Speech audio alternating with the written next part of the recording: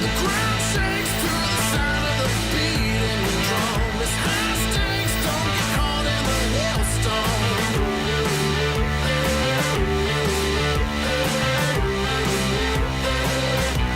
We're coming for you.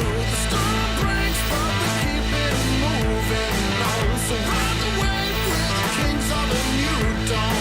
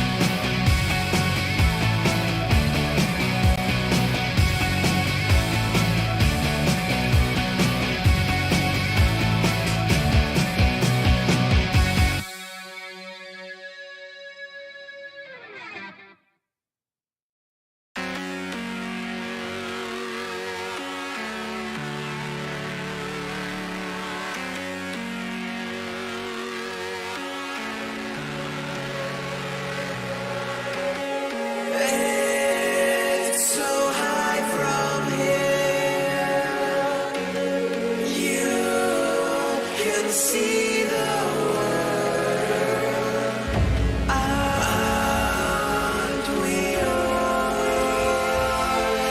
insisting to be small.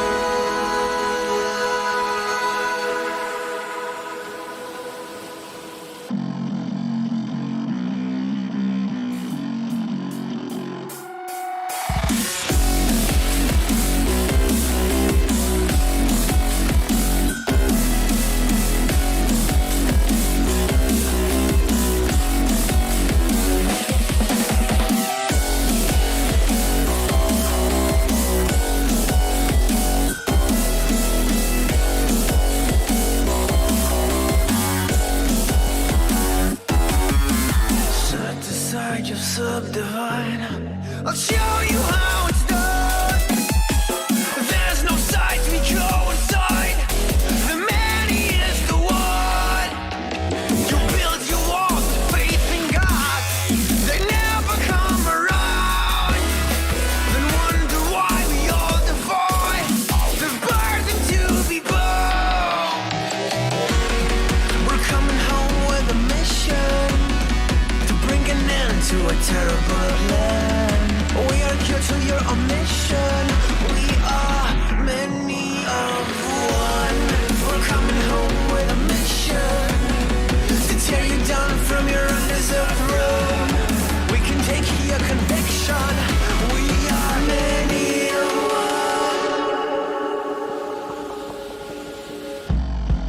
one. You may call it a virus, but we call it the antidote.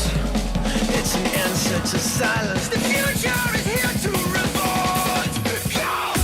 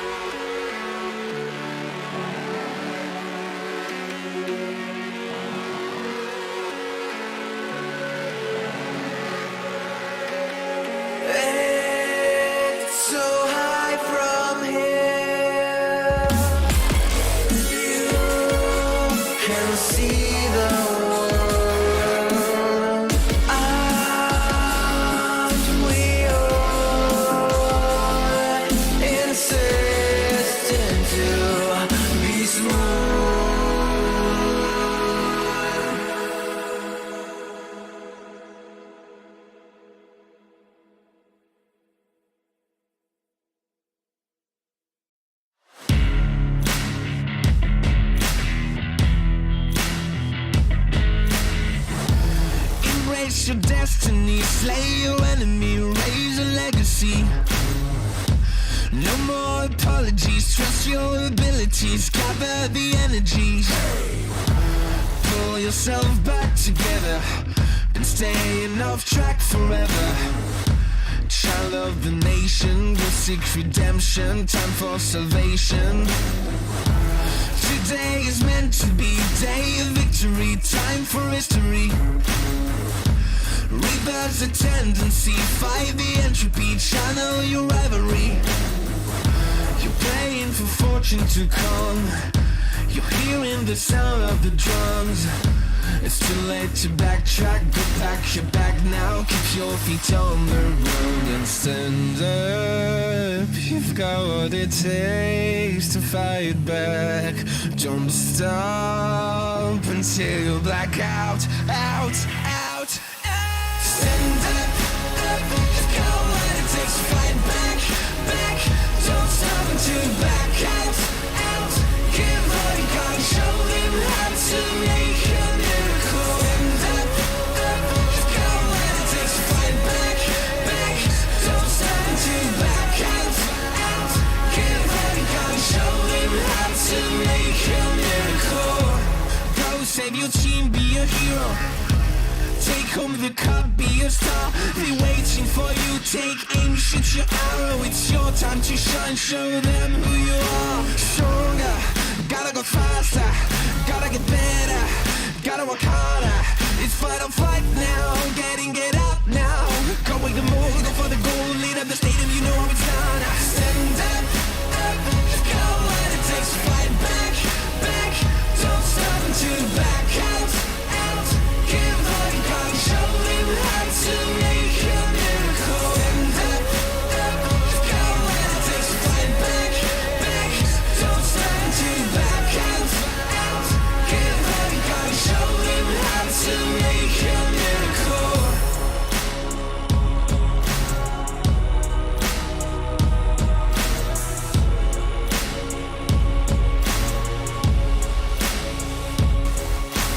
Stand up, you've got what it takes to fight back.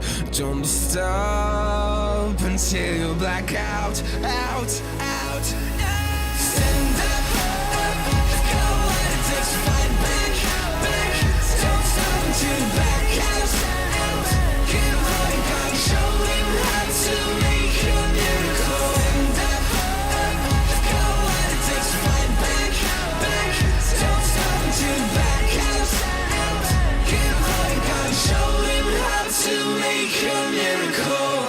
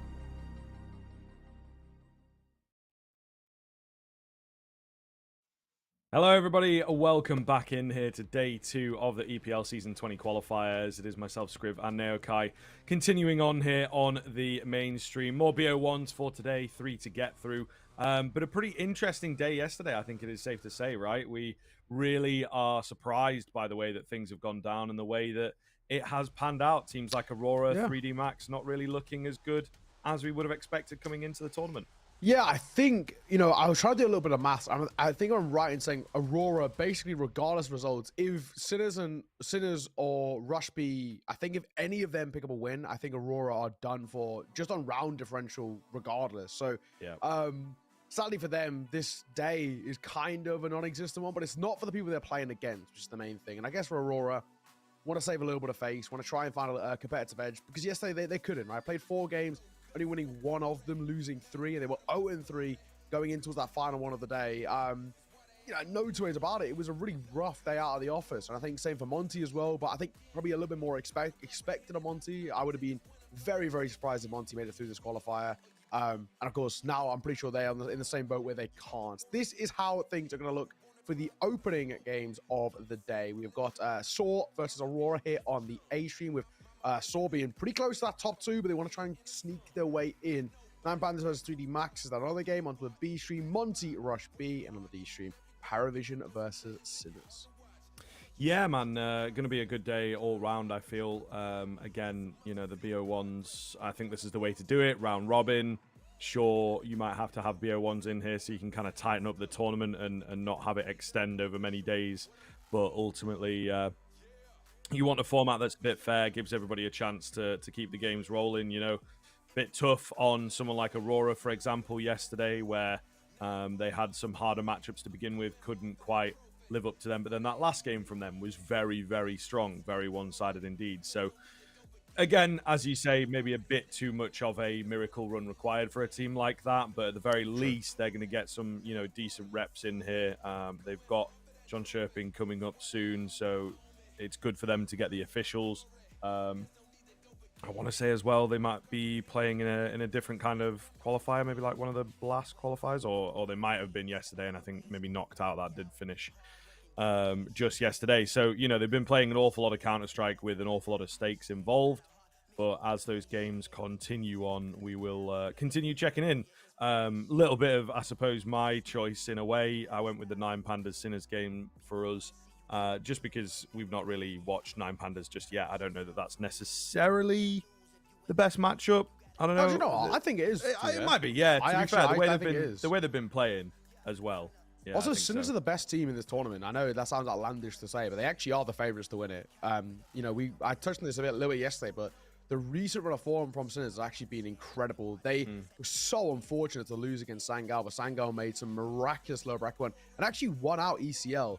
They were the first side knocked straight into the lower bracket and had to go, I think it was 4 in a row through the lower bracket. Then they qualified, and then they won a best of 5 grand final. So credit to Sangal, of course, over in ECL, booking their Pro League spot. Sinners lost out 2 of the 3 maps going towards overtime as well, losing by 1 round. So difficult, man. I think for them, it's really easy to get disheartened, but they've come in towards this, and so far, so good. Best team here in terms of round differential and looking very, very solid. So the hope is that they can move on in towards tomorrow confidently, and of course, then in those best of 3s, I think they've got a really good chance. The teams that await there, in my opinion, there's no two ways about it, are definitely weaker than the teams that we've got here in the Swiss stage. So whoever I think makes it through top 2 probably actually ends up being the final as well. Our final game is going to be that Saw 3D Max game 2, which is a bit of a heater. Both of these 2 sides, Saw and 3D Max, are middle of the pack. Played 4, won 2, lost 2. Simple as. But a good couple of results in their favor. And that final matchup could actually be massively important. If Rush B pick up a loss or 2, Sinners pick up a loss or 2, that matchup could be basically for qualification. Yeah, absolutely, man. I think, it is a really interesting sort of story coming into today. Rush B have got to keep up the form.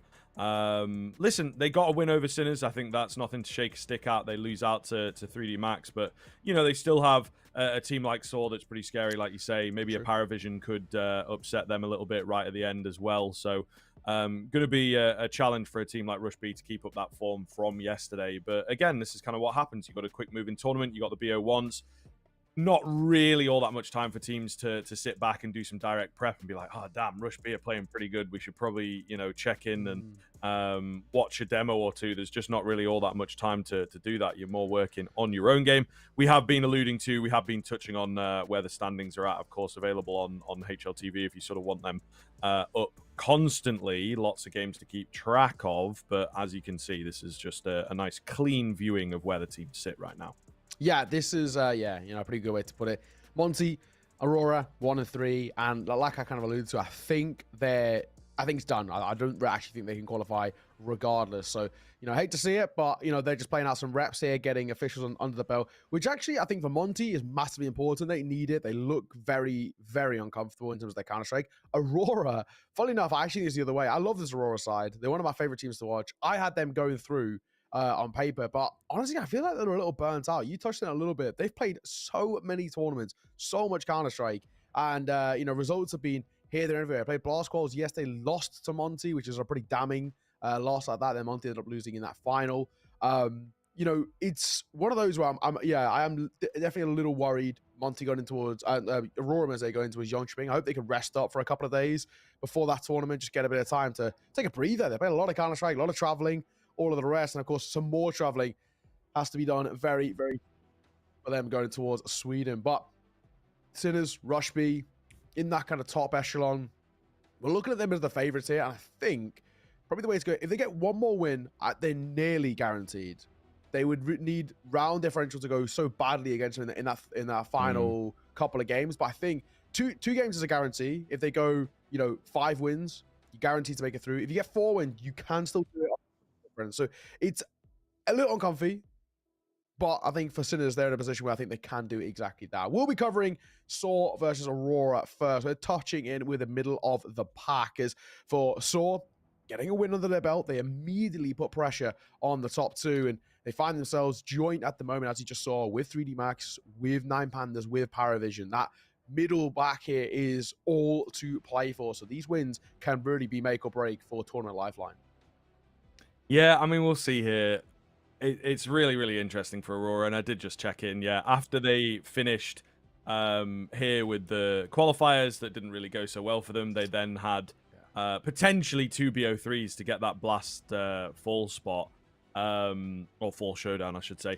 Yeah. And they lost out to Monty in 2 maps, you know, and I feel like they could have potentially beat Amcal in that final if they made it there. So I don't know what is going, but the vibes in the Aurora camp right now, not great, to be honest with you. So, you know, we do worry a little bit going into the end of the season. Their season quite long, you know, a few of the tier 2 teams already done. This is maybe the last tournament for the next sort of class of tier 2, you know, that are maybe combating to that tier 1.5 kind of vibe. But Aurora have still got to keep going. So they have to keep it up for a while here. And it does seem, I definitely feel, you know, they wanted to do a bit more and felt they could do a bit more at the Nomadic Masters. They also came second at Melbourne. You know, they've been like qualifying and playing very well in a lot of tournaments, but not quite making it, you know.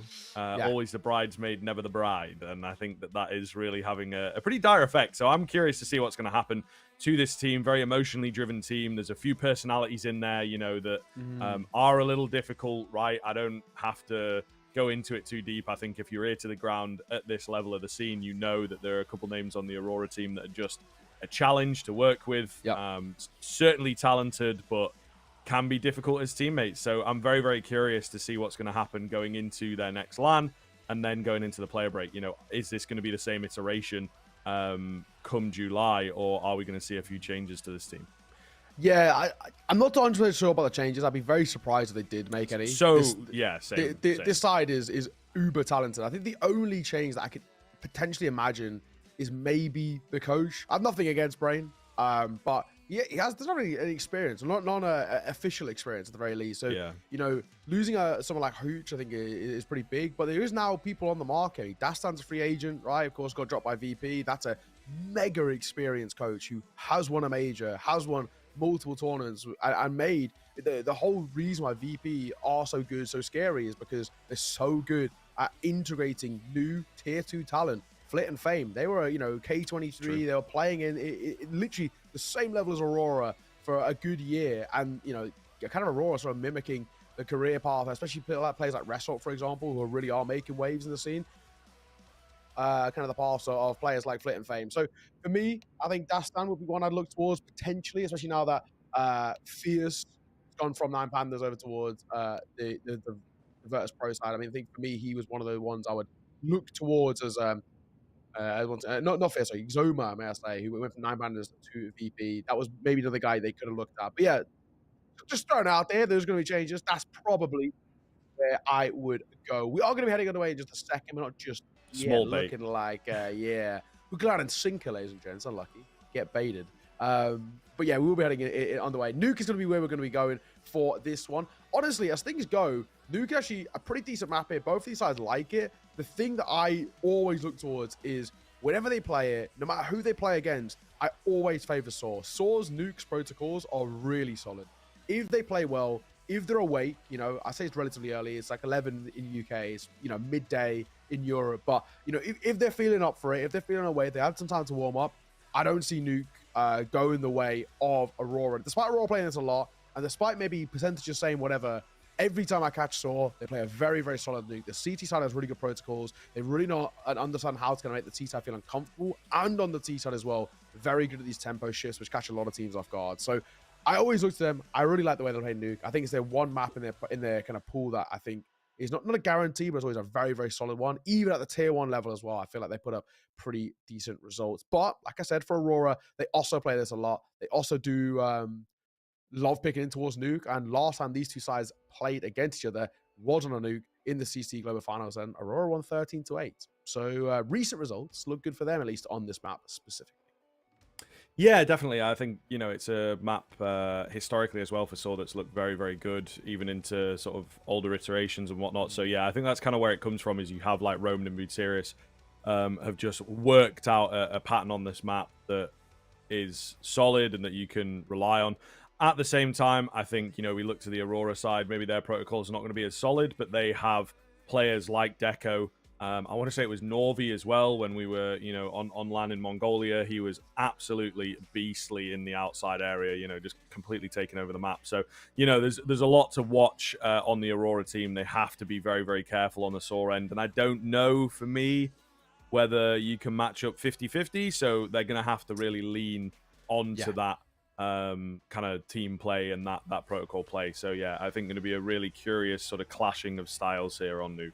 Yeah, and the big thing, you know, I'm going to preface this for those watching at home, just to kind of understand, if Aurora are going to win this, it's all down to one man. I say this every time I cast him because it's just so true. The amount of demos I've watched of this side, or specifically, it's all down to Kenzie. If they're going to win this map, Kenzie's the man who steps up. He is the most important player, plays outside rotations through mini on towards A, plays a very aggro towards Secret. This is on the CT side. On T side, every move they make is off the back of Kenzie, which is, you know, at times a bit of a give and tell. Teams know that Kenzie leads the charge, but he's the most important player on Aurora's Nuke. He's a very, very talented individual. Nuke's easily one of his best maps that he's got individually. He has these wild inconsistencies across a lot of other maps, but Nuke generally is very, very solid for him. If Aurora are going to win, it all comes down to Kenzie. He's a very talented player. When they get on towards that CT side, he plays all the influential roles. He plays all of those roles in which Saw are going to try and abuse, but Kenzie seems to be always good for two. We caught this guy on LAN, even in the lower bracket grand finals even, and the only reason they were able to even compete in that one was all down to Kenzie. I think he dropped like 20 plus. It was a very, very solid map out from him. So yeah, that's the big thing. Saw for me, very good understanding about how to play Nuke. Aurora, very, very good individual player in that Kenzie, who is a monster on this. And for those who maybe wanting to learn how to improve or you know, look at ways to hold kind of outside or mini on the C side of Nuke, watch demos of Kenzie. Very, very good guy to watch. Very talented. Very good understanding about how to rotate off the back of U-tools, especially if outside smokes comes down. He knows to play around them. He has these different ideas about, you know, these little hot plays that he can go for in the back of his pocket when he feels like it, that can maybe make sides feel a little uncomfortable. So good player to watch if you fancy looking to improve. And while we've got a bit of time, it's not a bad way to go and get a couple of demos up from them. They do play this map a fairly decent amount as well. So yeah, Kenzie, good rifler on this map. Good one to watch. Yeah, absolutely, man. I think, you know, again, Aurora kind of step in with a fair amount of deep talent. Result and Deco are maybe your more consistent members, but every now and then, yeah, there is a map, there is a moment, there is a position that looks pretty good. And I don't know, we like the Aurora team, but they're very, very young. They maybe need a little bit of man management. You know, it really reminds me of the Gambit youngsters back in the day, of course, that went on to become Cloud9, but now it's sort of, you know, fallen apart. And it has a sort of similar thing. If you don't nip it in the bud, if you don't sort it when they're young players before they indeed, I feel inevitably some of these Aurora guys are going to make it onto higher level teams, or maybe, you know, that barrier is already there because the higher level teams are like, we don't really want to touch those types of personalities, right? So they have to kind of sort that before it becomes a big problem. You see what's happened with Cloud9. They came together. Everyone was like, here we go. This is going to be absolute money. You know, they've added in some fantastic players here, and it should be a recipe for success. And because they hadn't solved things, you get players like Perfecto and Electronic coming into the team and going, whoa, what is going on here? The energy is totally off. I can't play my best Counter-Strike. This is not a sound working environment. You know, everyone's a little too aggressive, a little too angry when things go south. And yeah, we've seen that. We've seen that already. You know, they played off at the LAN.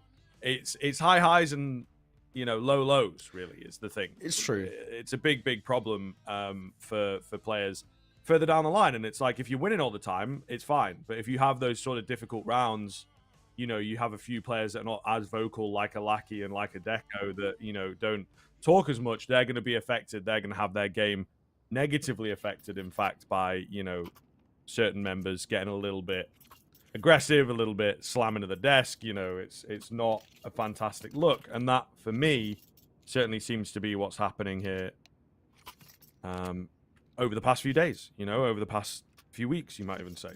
Yeah. No, I'm with you. I am with you. I think for me, when I look at Aurora, I love the team individually. I think they just lack one experienced head. I know Lackey is been around for a while, but he's only young. He's like 23 years old. So, you know, they don't have that one person that they can look towards and lean upon. We'll get back to that a little bit later. Resolt's fighting towards outside. Kenzie gets one before he drops. Solid finds here. Result looking for a little more pressure than just one, though. Oh, there it is. Second kill comes in before he gets traded out. Oh! There's a guy on the other side. Surely you got to figure that one out. Maybe the door's not open. Either way, Roman gets the drop. 2 versus 2 now. Julie's retrieved. Lackey got to be careful. I think he might just have spotted that player going down, so not as secretive a move as maybe Saw were expecting, but still, Rostos is down there quite fast. Roman's been left up to lurk.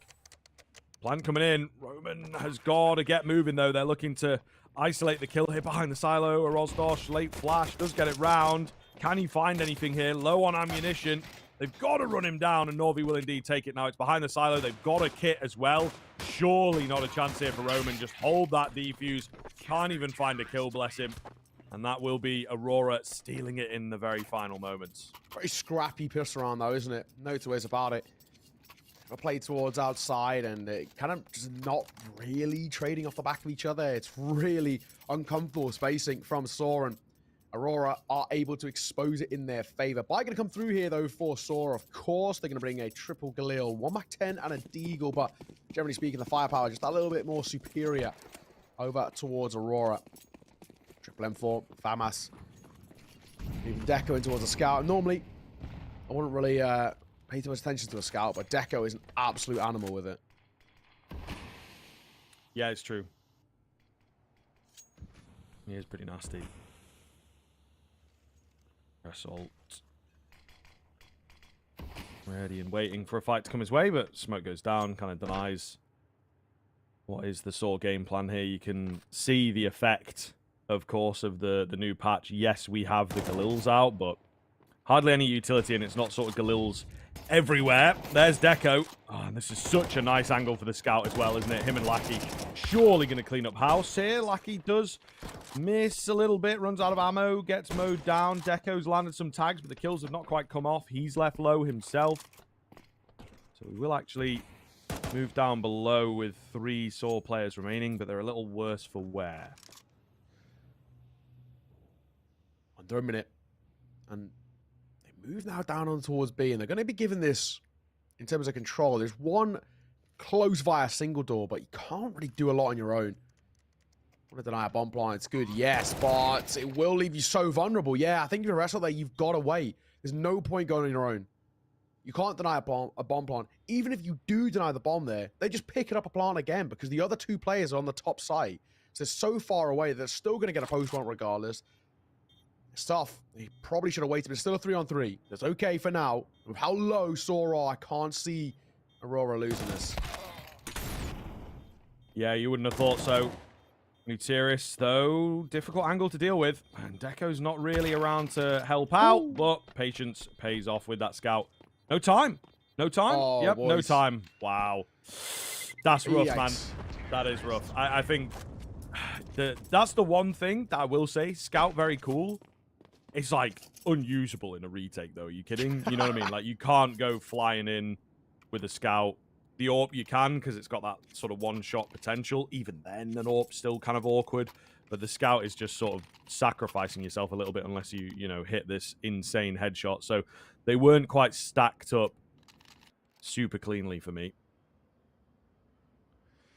You're right. You are right. Would have loved to have a kid. I think that one player who crossed first, who Tira, I think it was, from Radio, who he killed. If he doesn't die, the retake's on. They probably get on the bomb. The fact that he does die, that's the round, right? I think it's already done and dusted there. So, tough one, to say the least. And unfortunately, we're going to go back into a attack pause. Now, unsure who or why we have one, but for now,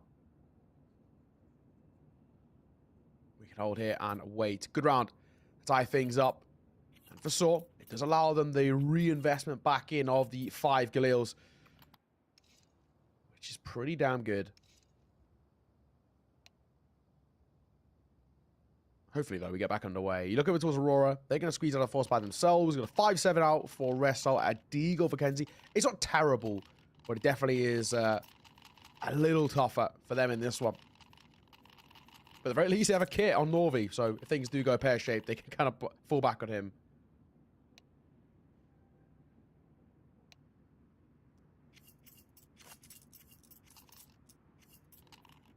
Okay. I don't know. Kind of a weird situation for Aurora, isn't it? I think, again, just not what they needed. Win the pistol, lose the force when it was looking good to win the force. There is a part of it where we've caught them an awful lot, actually. Been sort of tracking them a little bit, a couple games yesterday and whatnot. There were a good number of moments where you just feel like, somebody got to give this team a break, you know? Yeah. But maybe it is indeed just kind of the approach is a little lazy. Maybe 80-90% of their top capacity at the moment. They have been playing a lot of Counter-Strike, for sure. Let me tell you, you know, we had long travel days and everything just like them getting back, and I feel like we've been sort of non-stop since we got back with more casting and, you Tell know, me about it. things going on. Yeah, this guy fell asleep at like 5 a.m. after a cast doing NA times. So we're a little tired, but imagine, you know, you're playing the Counter-Strike, you're really trying to zoom in. I think they may well have made a few scheduling errors, but also this is tier 2. You have to grind it out. And they maybe could have picked a tournament that they could have missed out on just to be like, okay, let's focus in on these other ones, because at the moment it just feels like they're getting close, but not quite qualifying in. Kenzie, bested from behind. Looks good. I think it's probably a save angle here for the rest of Aurora. I think you're right, man. I don't really know if it's worth giving it a go. You've lost the sight. With 3 staying alive, you can buy in again if you actually really want to, or you can try and make it work, but you're double smoked out. You have no idea about what Sora have got. You've got a 2-man disadvantage. There is 0 point giving this a go.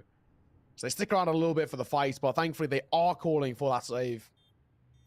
And at the very least, will be this game starting to level up. I don't know why Lucky's looking in. I think they'd rather have an MP down in the next round. A little questionable for me, because he's not going to have nothing. Deco might even struggle to stay alive here too. They're going to flash over. He lines up both. Good for Deco. Could have an AK to pick up 2 if you really want. I think there was one down. Oh no, they were rocking with just the Galils, I think, on that side, so there isn't. It's that one AK material who went out the other exit. Either way, though, saw a nice little 2-1 start. Pretty decent on the C side thus far. They've kind of found a little bit of a gap down towards B, and they've exposed it now a few times in a row. And, you know, I touched on this in the pre-show. When Aurora win this map, a lot of this comes down to Kenzie. Really, really good player. Avoid him, which is fair enough, right? Just don't go towards top site mini. Don't go towards outside. Don't allow Kenzie to pop off, which is Dude, they've spotted one now on the boost. They know Ressalt's here. Yeah, Result not able to find anything off the back of his boost, but it's kind of Deco that's maybe sneaking in a little, right? That other M4 close to the action. Nearly for Kenzie. But not quite. Deco and Result still looking to get in the mixture. I mean, Sirius, though, working his way around, looking super solid here. Getting those catches. Result, oh, lovely two-piece, but, you know, you feel like it is going to be a little useless. They've gained control of that A-bomb site. Unless things get crazy out here, I don't think it's going to be the case. Lackey confirms the bomb, but beyond that, I don't see this one picking up. Yeah, I was going to say, Norvi finds the M4. There's another, you know, AK down here as well for Lackey to retrieve. I would have thought he's found the M4, but should be an AK around the corner. Either way, it's a save from the Aurora boys. Get that money bolstered, boys. Yeah. You can't really converse about giving this one a look in. It never really was on the cards. It was kind of a non-starter, really, just because of the bar they had to work with. However, it will be a reinvestment back in towards the next. They got that AK to speak of for Resol. You got that M4 alongside it. Not bad. Not a bad little spot that you put yourself in. It's always a bad story. Goes down to the bomb. But it's still a 3-1 start. And generally, when I cast Nuke, I always have to say the same thing of, if you can get 5 rounds on your T side, I don't think you've done all too bad. And so, 2 rounds away already isn't a bad way to start off this map. Giving themselves a bit of a lifeline early doors against a pretty scary Nuke side of Aurora, who beat them last time they played on it.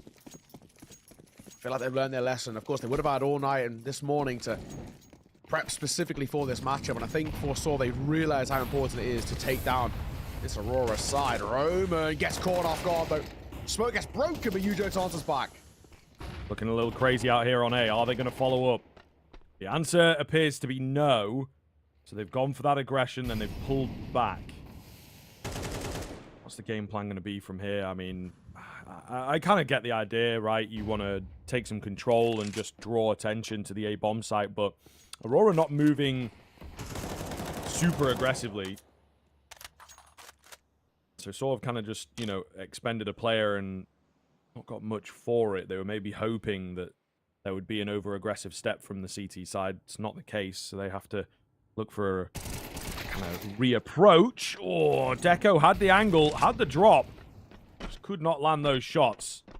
Gets away from him. Not the best look for the superstar of this team. It's going to leave that B-bomb site pretty vulnerable. It is. He will come down. Lucky to avoid this at the very least. Swinging the corner. Has to be spotted now, though. Yeah, he's stuck between a rock and a hard place. If you can get one, that'd be huge. But yes, never going to happen. Not at all. Bomb will go down. That's the round. And another really solid play from Saw. And where do they finish? Down towards B. Who do they avoid? Kenzie. I don't blame them. Saw have obviously done their research. This is a very, very good approach to having towards this game. They know there's a weakness down towards that B site. They know they can keep exposing it. And they know they don't get the main rifle or active on this map. This is everything being played to the book. Perfect. The Saw, it's a 4-1 start. Probably, I was going to say maybe 5, but actually there is a little bit of cash on hand for Aurora. And with the loss bonus built up, they probably actually can reinvest in it if they want to. The only one who can't is Deco. But, I mean, Kenzie could drop one over, which is fine. And then Lackey, Norvi, Wrestle, they can all buy. So, they can reinvest in. Not the end of the world. Even technically, they can go to an AWP. Kenzie's got the belt of util. And he got 4 point... Oh, he had 4.9-ish K. But yeah, he's just going to drop over a rifle, it seems. He could have dropped an AWP there, actually, if he wanted to. And just not picked up a smoke. But at this point, we're looking at details when we need to look at the grand scheme of things. Saw a 4-1 up and very comfortably, in all honesty.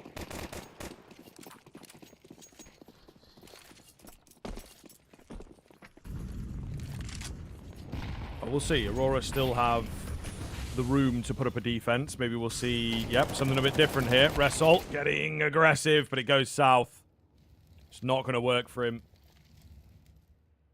That's rough. I like the idea, but, you know, there comes a certain point where maybe he needs to pull back or fully commit. Again, he was somewhere in the middle, you know what I mean? Like, on his way out, having to take a fight.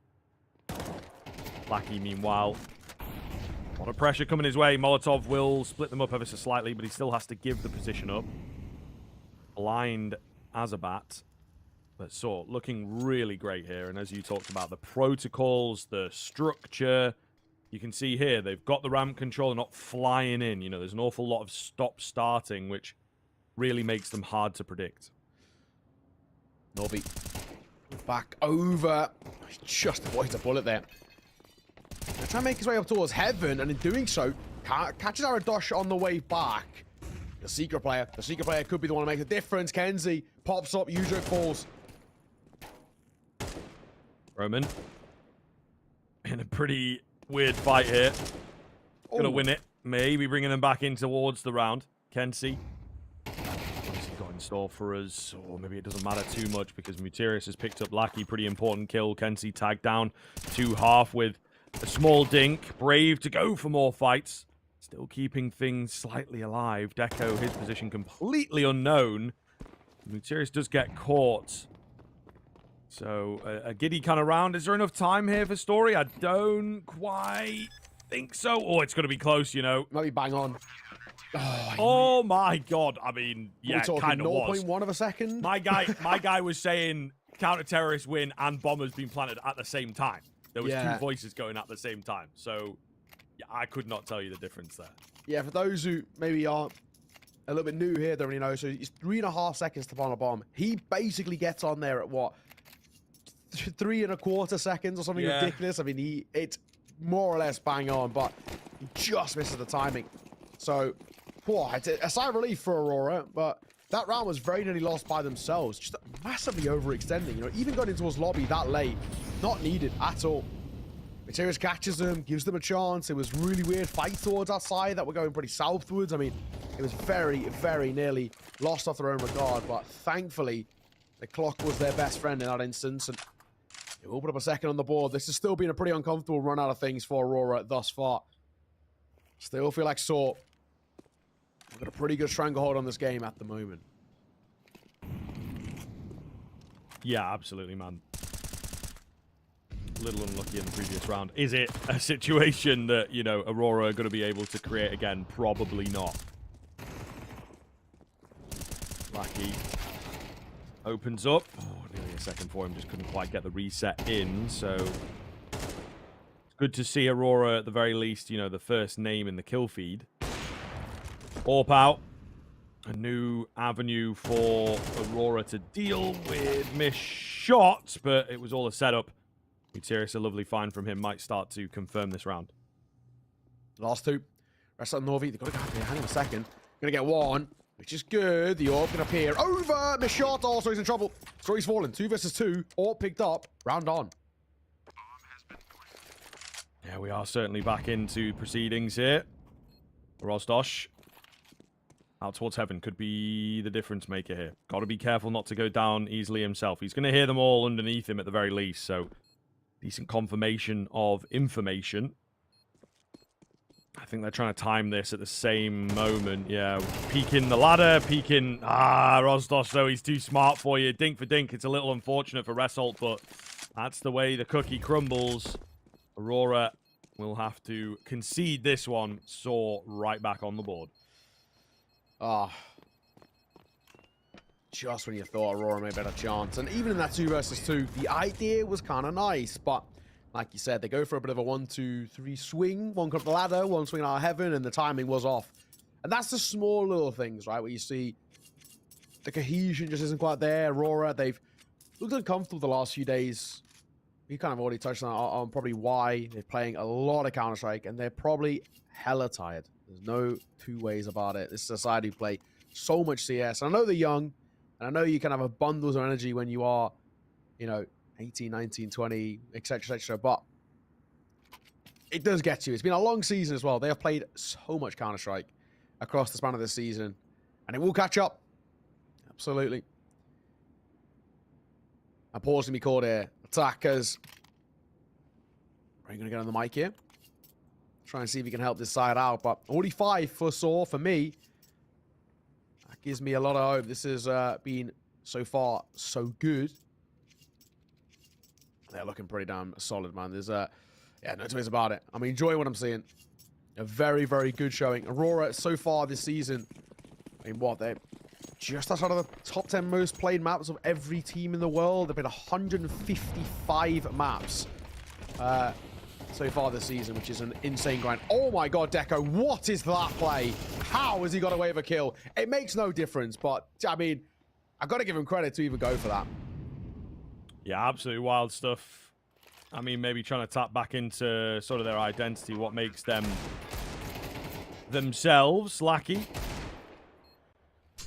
Bits of damage here. Any sort of kill bonus for him would be great. Molly has kind of confirmed the round, though. He's 15 HP and locked down here. I'd love to see a cheeky heady at this kind of range, though. From the Deagle. Oh, he's coming a bit close. Getting flanked at the moment, though. Yeah, that'll be that. Rozdosh takes him out. 6 now for Saw. This is generally the point that we say a T-side has been won on Nuke.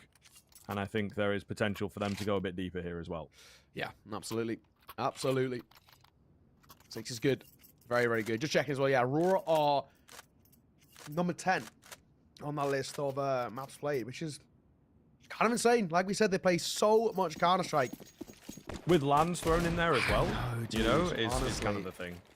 Fair play, man. You got to respect the grind, and I guess that is the way you become a top team. We've seen it happen year upon year. Sinners back in 2020, and Tropic as well. Lackey knows all about it. That is how you climb out of the, you know, the ranks of tier 2 and get these invites. You know, they got ESL Challenge Yonchping around that corner. They do deserve these land invites, but yeah, tired. And I think, you know, these last couple of days, sadly, has been a showcase of it. I love this Aurora side. I'm a big fan of them. I think they've got a super bright future, but sometimes the best way to learn is to rest. Life lessons with Neo. Damn. Yeah, man, what can I Is say? that one of your own, or? Spiritual. Yeah. Off the dome right there, dude. That's pretty crazy. That's pretty good. I got one for you. You want a piece of wisdom from me? Hit me. The naked man fears no pickpocket. That's true. I like it. I like it. I got another one for you. It's better to be a smart fella than a fart smeller. Okay, you win, bro. You win. I can't do better than that. Welcome to the A stream. They're about to pop in towards ramp. Kenzie, 1, 2, 3. Oh, Kenzie's gonna line them up. Hang on. Round on.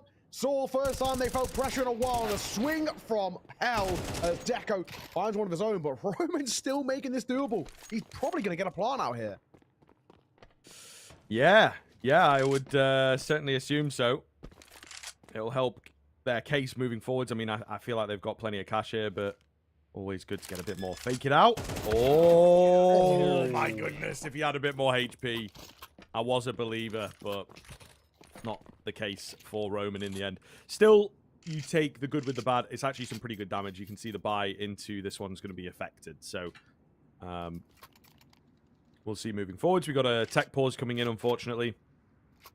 So we did have a little bit of an extended tech pause at the start of the game. Maybe a similar kind of issue.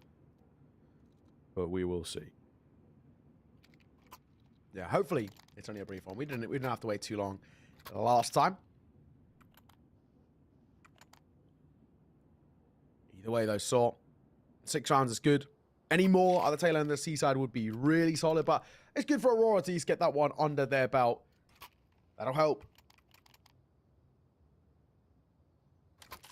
Brief pause here. Looks like, for the most part, everyone is moving, so it might be something external or something small. We're talking, I don't know, TeamSpeak. Or I had one last night where, you know, I was doing a North American game and somebody didn't charge the keyboard. Come on, dude. Like, who's using a wireless keyboard at home? Just plug it in. Like, you know what I mean? Like, I suppose. It runs out, like that. It ran out mid-round. If you've got that cool desk aesthetic going on. But then, yeah, you should probably just plug your keyboard in, like, while you're gaming. Yeah. You know, I understand maybe, you know, you're chilling, sending messages or looking at YouTube videos, you know, you're like having a little bit of a lounge. It's nice to be able to move it around and whatnot. But when you're gaming, you can't really, there's no excuses there. So, yeah. But, and then surely, like, you know, well, I guess if it runs out mid-round, that is a little unlucky. Yeah. Yeah, ran out like mid-round, but they won the round, so it was like, it was okay.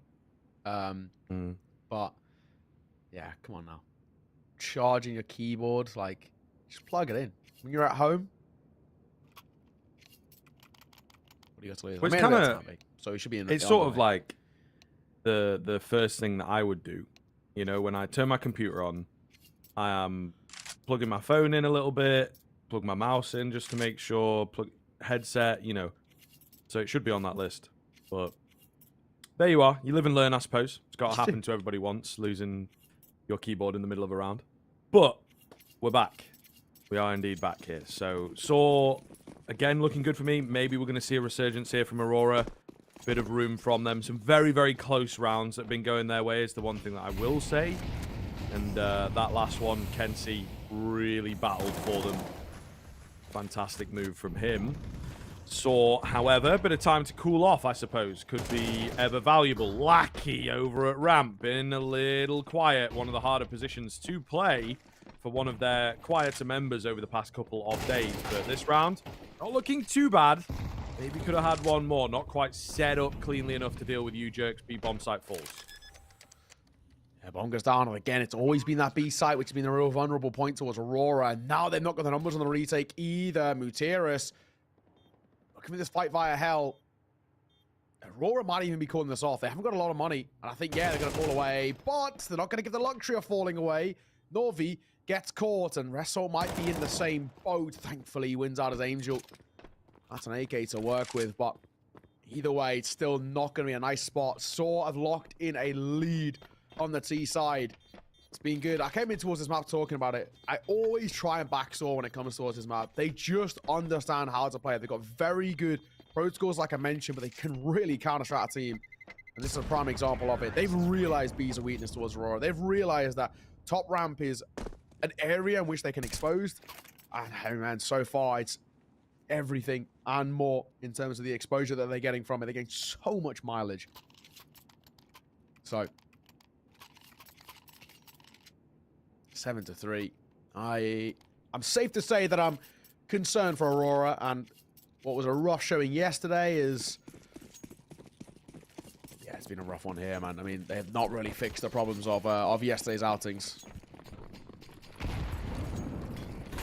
Yeah, I think so, man. It does look a little rough here. Quick round coming in from Saw as well, just to mix things up ever so slightly. They'll work their way down the vent. It has been spotted, but again, Ram struggling. It's a severe pressure point, isn't it? You know, they're not really giving too much attention to outside, like you mentioned, but it goes the other way as well, where Lackey, for me, has been struggling on this team, particularly in this tournament. So they are really looking to abuse him, and even when they send Deco in there a little bit to be like, Ramp's a bit weaker, guys. You know, we need to bolster it up. It doesn't seem to be making a difference. So really big problem in the Aurora game. Save will come in here, and a pretty decent save at that. Few kills. The AK should get away. Might even be a retrieval for Kenzie if he plays his cards right. Definitely the room for it, but just a case of whether he's brave enough. There he goes. In for the AK. Oh, Unlucky. All right. Little oversight. I felt like they were pretty far away. I won't lie. Yeah. But also, you should probably know about stuff like that.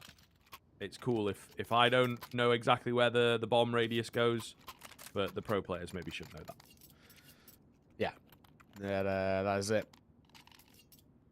Either way, though, 8 is pretty damn good. I'm impressed, though. So this is the exact way you've got to approach this sort of a game, and they know how important these wins are for them. They know how close they are to locking in that next round in towards the playoffs. Potentially could even mean them going towards Pro League. Roman going to find that first. Norvi falls through the smoke.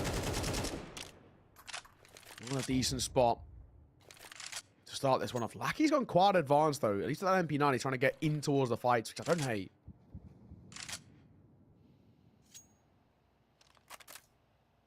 Kenzie. Oh, keep your eyes on those smokes, my friend. Story's actually managed to creep in, though, through the mini smoke, and I don't know that this has really been thought about very much. Result still manages to find a kill, even though he was caught off. Lackey spam down. And Kenzie in behind could be the difference maker. Big damage. Nade to finish off. And it does find. Okay, so maybe we're on ever so slightly. They are obviously going to go for this. Deco on that up. Ever awkward on a retake. They're also very, very split. Kenzie's location is known. He's smoked off again, so it's a difficult one here. Deco gets a flash in. Got to check all his angles. Easier said than done. They're going to try and group up together. There's not a lot of time to get this one done now. The flash a little dodgy as well, as it bounces kind of funny. U-Jerk's down below, ready to go. It's Roman that steals it away, but all the same, a solid finish and a solid half for Saw. We'll see if they can continue things after the break.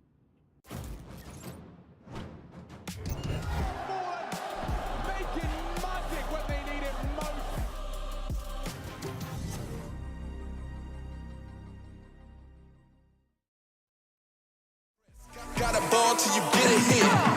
They can never do what I could do, cause they own the same stuff. If you doubt me, then I'm coming to show them what I'm made of. Yeah, always showing your integrity.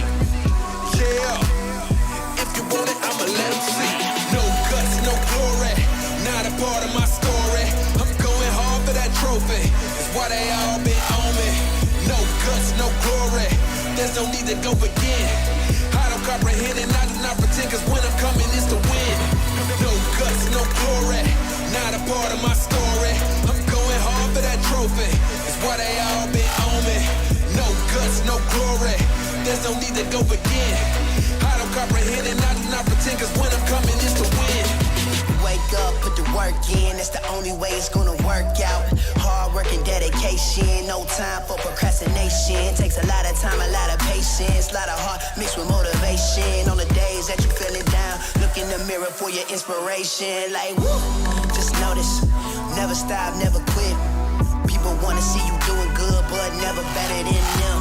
Gotta push yourself to the limits. You cannot lose if you are not in it. You gotta lose sometimes just to win it. Don't get discouraged, it's just the beginning. Yeah, turn up. Don't end up a Timmy Turner. Don't get caught up in the streets. Don't get caught up with a burner. Don't be a slow learner. Hold no. You only get one shot, one chance. Talking March Madness at the big dance. Talking big man on campus. Like no guts, no glory, not a part of my story. I'm going hard for that trophy, that's why they all been on me. No guts, no glory, there's no need to go again. I don't comprehend and I do not pretend, cause when I'm coming it's to win. No guts, no glory, not a part of my story. I'm going hard for that trophy, that's why they all been on me. No guts, no glory, there's no need to go again. I don't comprehend and I do not pretend, cause when I'm coming it's to win.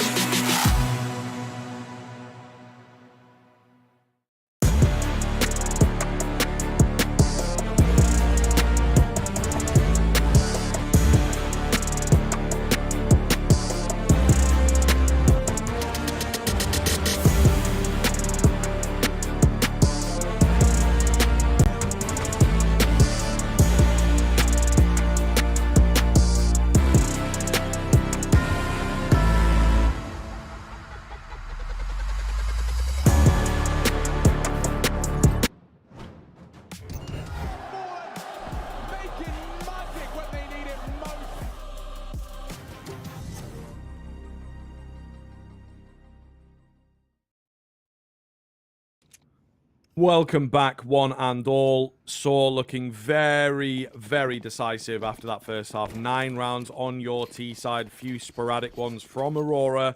Couple lucky moments for them. They have to kick off with the pistol here, of course. And they have to really turn things around on this here T side. Felt like an even playing field coming into Nuke, but I don't know, man. You know, this Aurora team just dejected. It would seem every game we've caught them, there is something that is a little bit off, costing them rounds here and there. Apart from that Mirage, but either way, getting to play Mirage in this BO1 format is going to be quite the rarity for them. Rozdosh up close is bested, as is Mutiris, as is the entire A defense, in fact. Story and U-Jerks all that remain, and they might just immediately save off this. Yeah, I wouldn't hate the call, to be honest. Especially U-Jerks the armor. I mean, Story's not got a lot to really save himself. Maybe he has a little look in, but Aurora, really nice pistol round. No two ways about it. They just pop their way in towards the fights, and what was your uncle? Seeing with ease, and Any exits here would be nice. I don't know if they're going to be given their way. I say that. Usually tips his head in. That's the armor gone. And that's the story gone.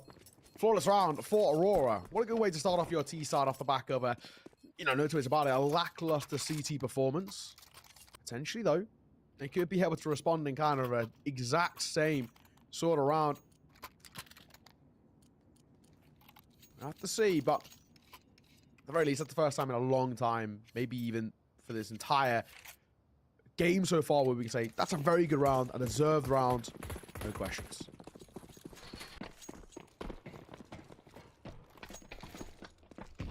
Alrighty, let's see if Saw have got any kind of a game plan for this one, or if they are indeed just going through the motions because they've got so many rounds in the lead. Norvi leading that charge. Out on towards ramp. Nice little smoke down from U-Jerks. Yep, just makes them stop. Holding up. However, they may well revisit the idea of the B-bomb site.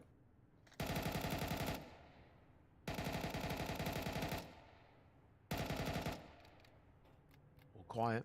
1 minute 15. I think it's safe to say we all know where they're going, especially those in the server. Just a question of whether Saw can hit the shots, really. Force buying CT side, I'm not a fan of it. At least they're making their presence hidden, the Aurora side. So it might be a chance here for Saw. U-Jerks. Down below. Need one out of him here. Oh, and there it is. Norvi, however, moves in quickly for the trade.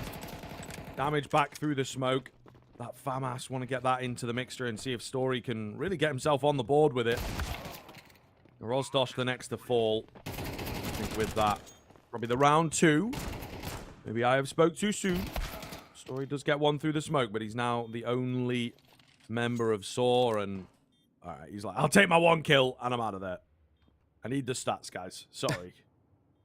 I don't blame him in the sense of maybe a FAMAS might be better than nothing in the next round, but yeah, I'm True. with you, man. He could have had potentially a bit of a fight at the tail end.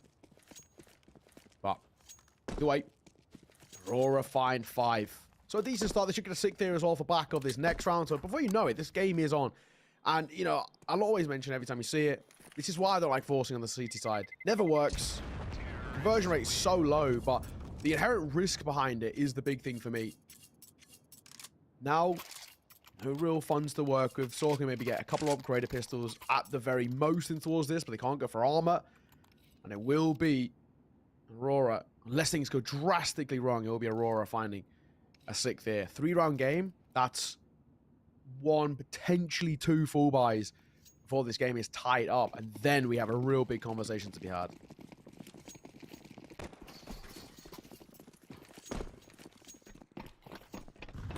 Okay. Any kind of crazy moves from SAW?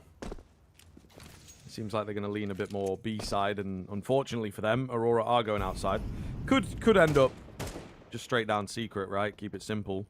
That's maybe what they're going to go for. However, moving around, looking for the fights. FAMAS coming through for a good bit of damage. No kill for it just yet. Should be an easy kind of round for Aurora. However, they're a little tentative. They're a little on edge, I think. It's true. There he goes. Quiet. Bit of a spam. And actually, Story with that FAMAS to find the first. Not going to complain about that at all. Oh my god, and the pistol's going to get one more as well. I said this is a guaranteed round unless things go pear-shaped, and already it's looking a little dicey.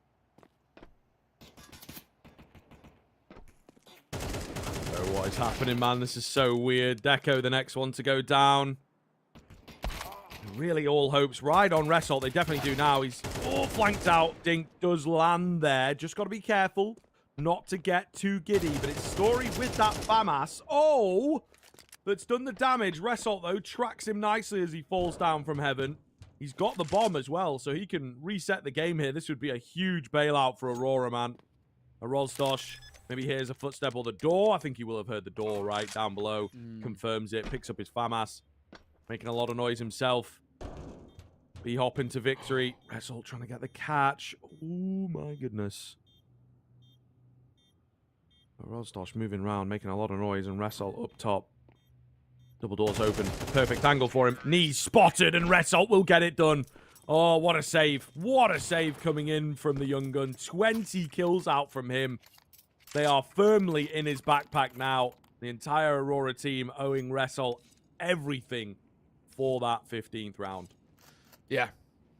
It is one of those. I mean, that was close. He takes a tag to the knee, and, you know, only a little bit of damage, but my God, with how low he was. That bullet goes a little bit higher, and he could have won that round out. But honestly, for Saw, to even get 4 kills in that round is a win in itself. They've kept that T-side economy in check. Gonna come over towards single door. They don't rush it here, though, Aurora. They break it open, but they pump the brakes a tad.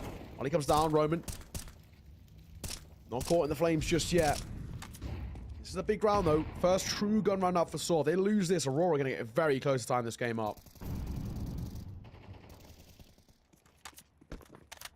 Roman spamming away, finds the first. Ah, that's nasty for Aurora. That's Resol gone as well. So actually a really, really big scalp. You know, you can see Norvi, Lackey struggling on this map to really get anything going. So, yeah. Man down. Kind of feels like 2, maybe even 3 men for 1, if that makes sense. I think that makes sense. Either way, not a good look for Aurora. Not for now. Time ticking, though. Aurora, we've got to make a decision. 45 seconds, and they've still called for a bit of a freeze play here. Now the numbers don't favor them. This round feels very on edge. It looks like they want to pop top site. They could technically make their way down vent, though, but in doing so, they're going to the loving embrace of Mutiris. Where do they finish? If they go towards A, there's players here to meet them. Roman hidden behind, but they're coming in from everywhere. He's lost his teammates here as well, just trying to get the best of them. Nice play around you jerks, but Lackey in particular threads that needle. Big deal. 3 versus 2 for a second there. It swings back in favor. Mutiris, yeah, too far away to really do anything. I mean, might look to give it a go.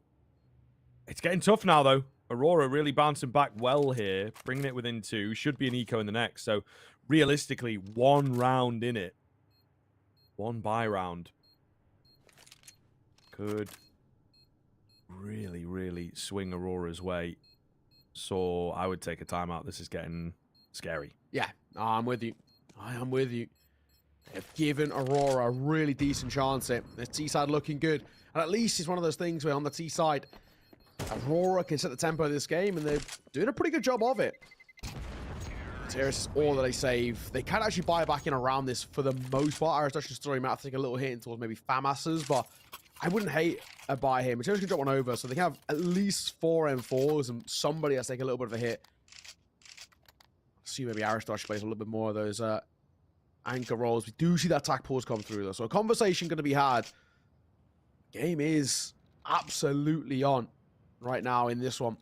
Good for Aurora. From 9-3 down to now have the chance to make this a 1-round game is pretty huge. Pretty damn good. Across all other games as well, Rush B are 12-8 up against Monty. Looks like that one's about to be finished relatively soon. 3D Max are 8-1 up against 9 Pandas. That new project still has not looked that clean. Very inconsistent results for them. And Paravision find themselves 10-9 up against Sinners, which is kind of wild considering Sinners need 1 more win. And that Paravision one, not a gimme, but it felt like at least one of their best chances with how in flux that Paravision side have been. But yeah, Sinners are made to work with that. They're also on nuke as well. All the games here are all over the place. For the most part, pretty even.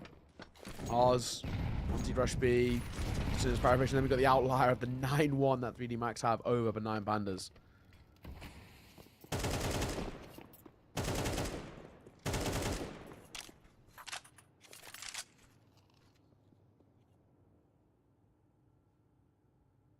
Quiet start. I think Aurora are unsure of what they face off against, right? And you can kind of see that there maybe was room for some kind of cobbled buy.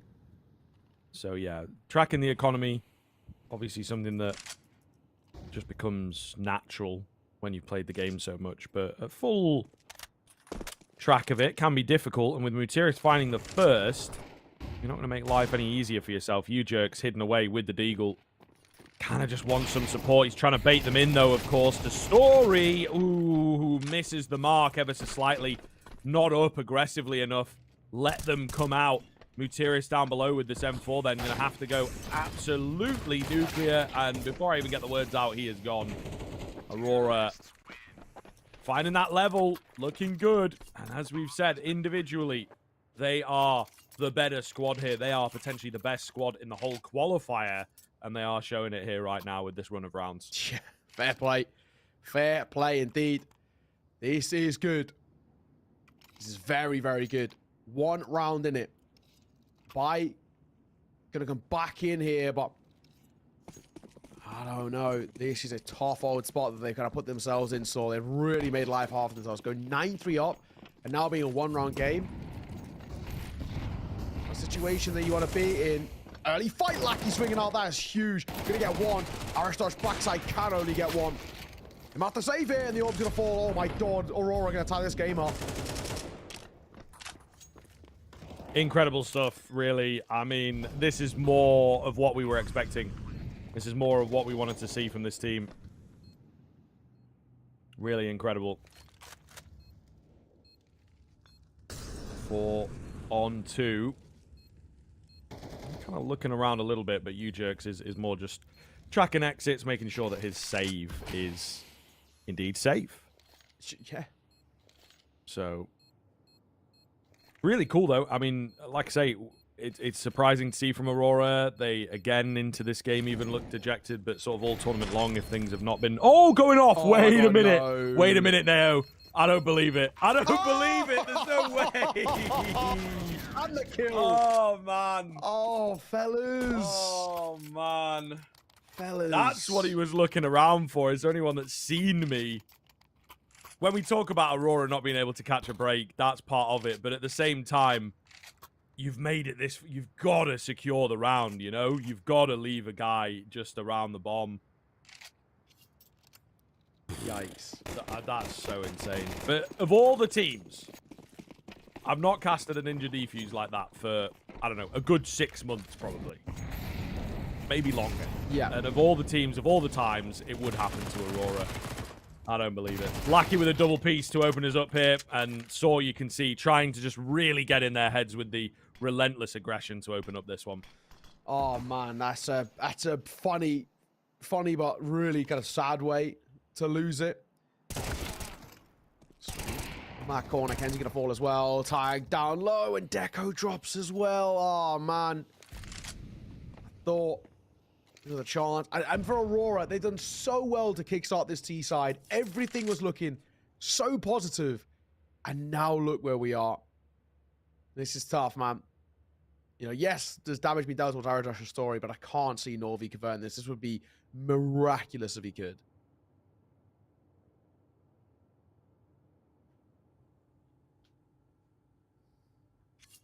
Taking it slow to begin with.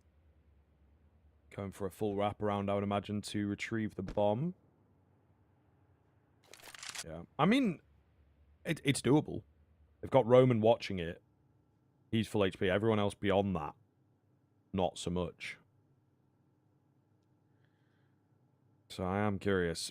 A slow roll coming in, though, and they're going to start to group up. He's going to make noise now as well, checking all his angles. Nade doesn't really do too much, but he is running out of time.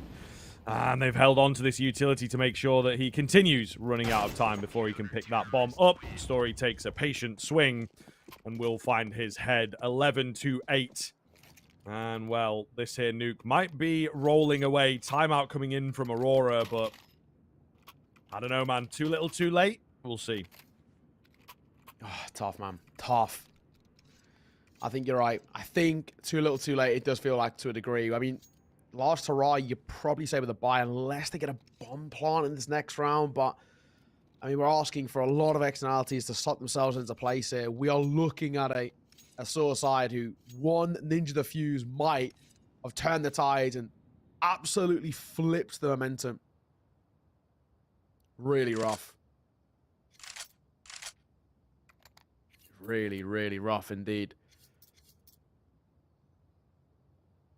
Conversation had for Aurora, one desperately needed. Soar's a little easier.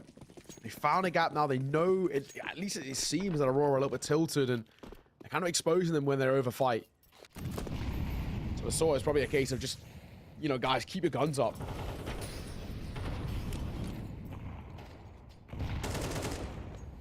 All right, here we go. Do or die for Aurora, it feels like. Especially if they're denied a bomb plant here.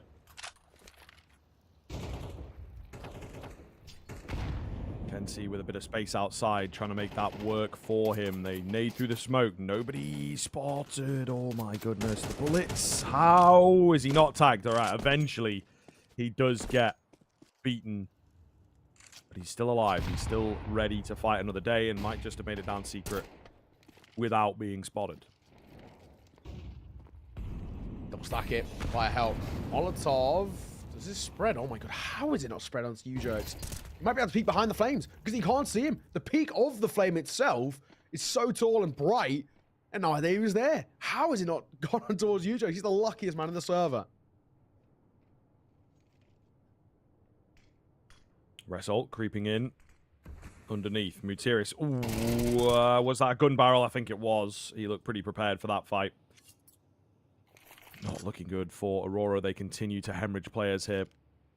Just trying to, you know, get a timing, really, and Saw getting all of them.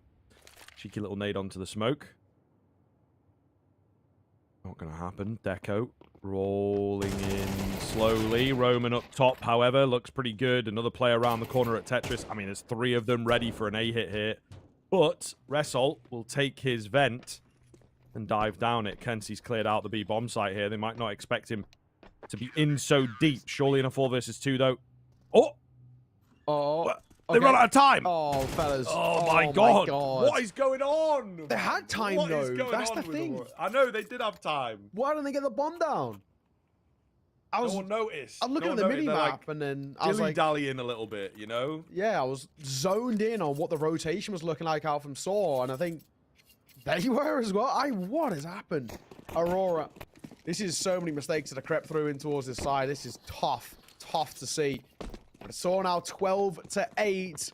Map and series point, and Aurora bad to worse in this one. Nate is really good. Norby can beat them. And walking. How has he got away with the kill? But Story will trade. All right, let's see. Speedier approach here from Aurora. Story looking to end the game here and now with these kills. Deco all alone. A little awkward for him. The Molotov does not make it through, so difficult to track him.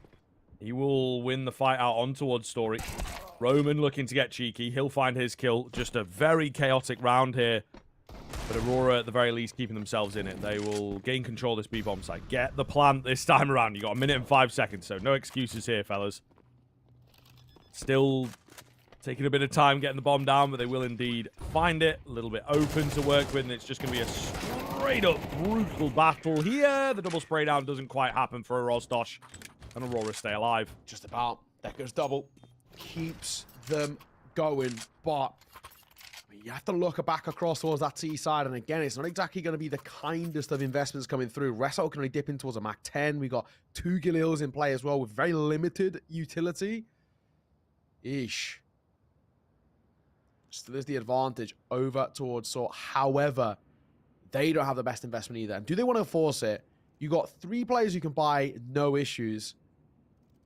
Then you have Aristosh and Mutiris who are left in that low buy situation. Do they risk it and go into like Safamas or MP9s themselves and try and buy around those 3 M4s? Or do they just slow things down and they can do it into what's next? They are going to force buy. Aristosh prioritizing utility here. It's a big call. Really big call from Saw to go for a force. You lose this. You actually give Aurora, once again, the chance to take it all 24 in this game. It's true.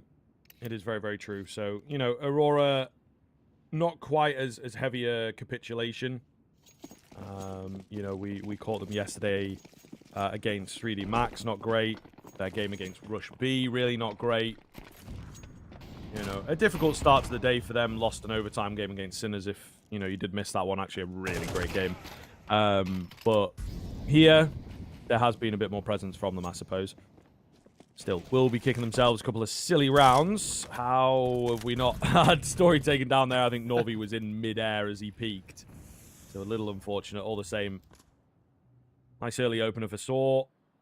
Aurora have got some deep control in the B halls here. It's just a question of what they can do with it. Waiting, right? With that opener. Oh my goodness, just look towards single door. He should get at least one here. That's the main thing. You can get two, that'd be huge. The wait for that door to open. Materis! Oh, you get one. Oh, no. It's falling apart. If Materis gets 1-for-1, rounds on. The fact that he doesn't, do they even want to attempt retaking with an orb? I would assume no. Yeah, not looking like it. Not looking like it. The orb's he's already miles away, mate. He's already out of there. I don't He blame was him. saving. Yeah, he was saving before, you know, the round even started by the looks of it. Goodness sake.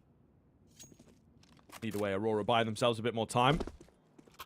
Gotta take it to overtime, though, of course. BO1 here, folks. Does not matter. You have to keep this game extended if you want a chance at that Pro League spot, in fact. Especially for Aurora. You know, they have to win all their games today. It's true. Aurora, you know, they have to win all their games today. And even then, they might not and then- qualify. It's of course. insane, right? So, I mean, 9-3 down. We're now at 12-10. They saved around that orb. And they buy around the orb. I don't think that comfortably. They're in a real weird decision. Do we force buy again and hope, because there was a moment in which it was close, do we actually pump the brakes in this one and hope that we can kind of utilize these guns and keep them flowing into us next? And that's what they're going to do. So they're going to keep the money on deck, so at least they have a buy into us the next round. So they've got 2 attempts with decent enough investment, but man, this is so dicey.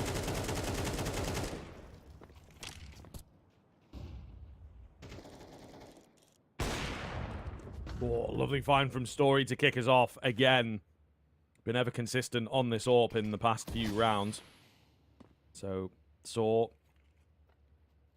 Gotta do something with this one, right? They've managed to sort of save across and cobble together something. I do actually like the look of the buy. It's very gun focused, not a lot of utility, but they should be able to keep this one coming.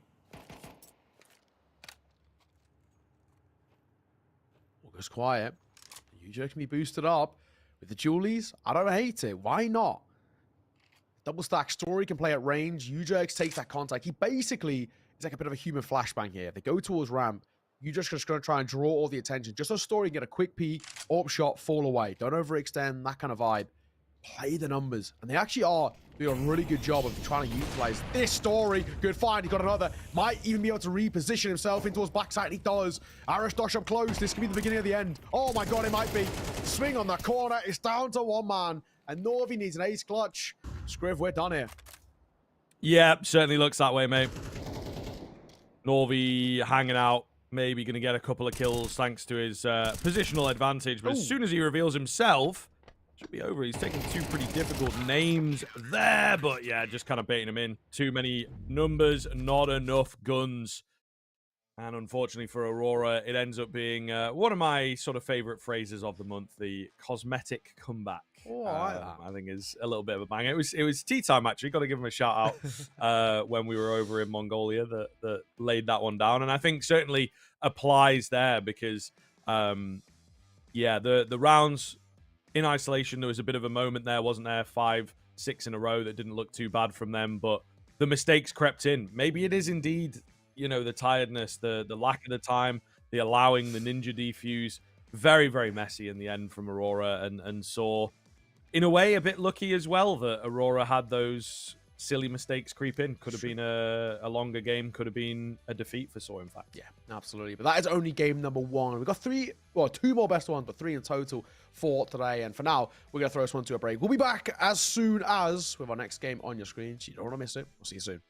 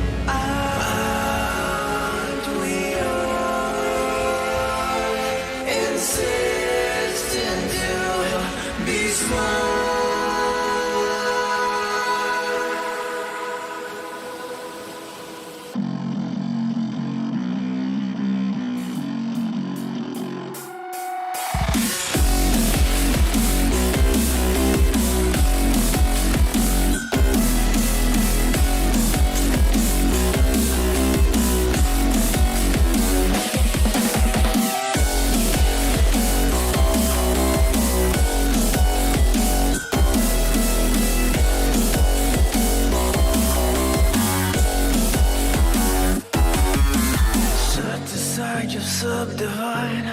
I'll show you how it's done. There's no sight, we go inside. The man, he is the one. You build your walls, faith in God. They never come around. Then wonder why we all defy the burden to be born. We're coming home with a mission to bring an end to a terrible land. We are here to your mission. We are many of one. We're coming home with a mission to tear you down from your undeserved throne. We can take your conviction. We are many of one. You may call it a virus, but we call it the antidote. It's an answer to silence. The future is here to revolt. Go!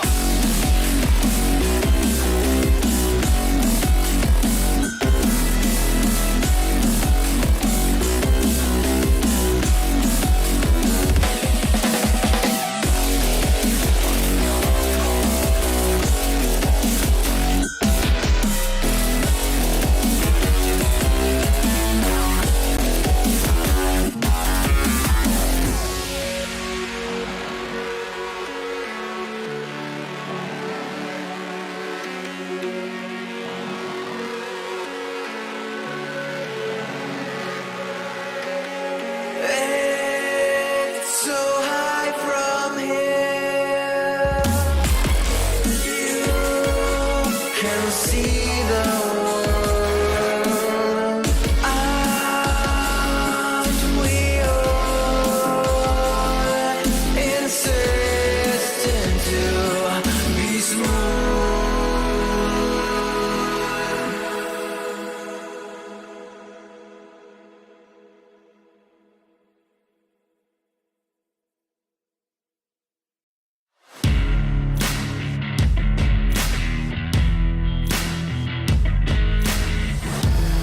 Erase your destiny, slay your enemy, raise a legacy. No more apologies, trust your abilities, gather the energies. Pull yourself back together, been staying off track forever. Child of the nation, will seek redemption, time for salvation. Today is meant to be day of victory, time for history. Reverse the tendency, fight the entropy, channel your rivalry. You're praying for fortune to come. You're hearing the sound of the drums. It's too late to backtrack, go pack your bag now. Keep your feet on the ground and stand up. You've got what it takes to fight back. Don't stop until you black out, out, out. Stand up, up, you've got what it takes to fight back, back. Don't stop until you back out, out. Give all you got and show them how to make a miracle. Stand up, up, you've got what it takes to fight back, back. Don't stop until you back out, out. Give all you got and show them how to make a miracle. Go save your team, be a hero. Take home the cup, be a star. They're waiting for you, take aim, shoot your arrow. It's your time to shine, show them who you are. Stronger, gotta go faster, gotta get better, gotta work harder. It's fight or flight now, getting it out now. Go with the move, go for the goal, lead up the stadium, you know how it's done. Stand up, up, go what it takes to fight back, back. Don't stop until you back out, out. Give all you got and show them how to make a miracle. Stand up, up, go what it takes to fight back, back. Don't stop until you back out, out. Give all you got and show them how to make a miracle.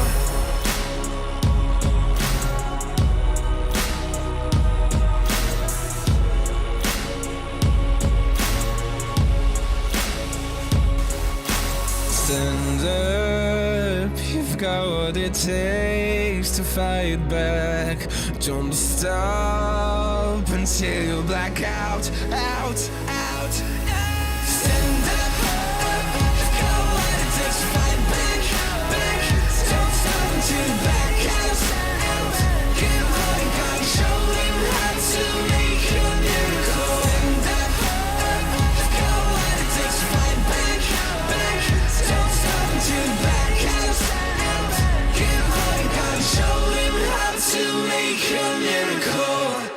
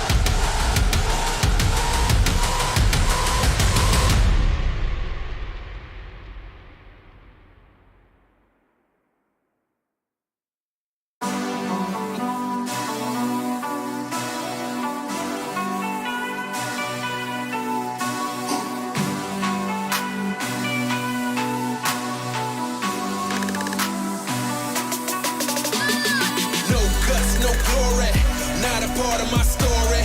I'm going hard for that trophy. It's why they all been on me. No guts, no glory. There's no need to go again. I don't comprehend and I do not pretend, cause when I'm coming it's to win. You either got it or you don't. You either bought it or you won't. You either wanna give it everything or you wanna cry about a soul. I'ma say it from the jump. Mama ain't raised a chump. My mama raised me to persevere if I'm ever here in a slum. Cause nobody starts at the top. You do your part and you better buy. Working hard each and every day, even though some days it get hard to watch. But you gotta trust the process. Grind hard, don't you ever quit. It's a must, you see the progress. Got a ball till you get a hit. They can never do what I could do, cause they on the same stuff. If you doubt me, then I'm coming to show them what I'm made of. Yeah, always showing your integrity. Yeah, if you want it, I'ma let them see. No guts, no glory, not a part of my story. I'm going hard for that trophy, that's why they all been on me. No guts, no glory, there's no need to go begin. I don't comprehend and I do not pretend, cause when I'm coming it's to win. No guts, no glory, not a part of my story. I'm going hard for that trophy, that's why they all been on me. No guts, no glory, there's no need to go begin. I don't comprehend and I do not pretend, cause when I'm coming it's to win. Wake up, put the work in, that's the only way it's gonna work out. Hard work and dedication, no time for procrastination. Takes a lot of time, a lot of patience.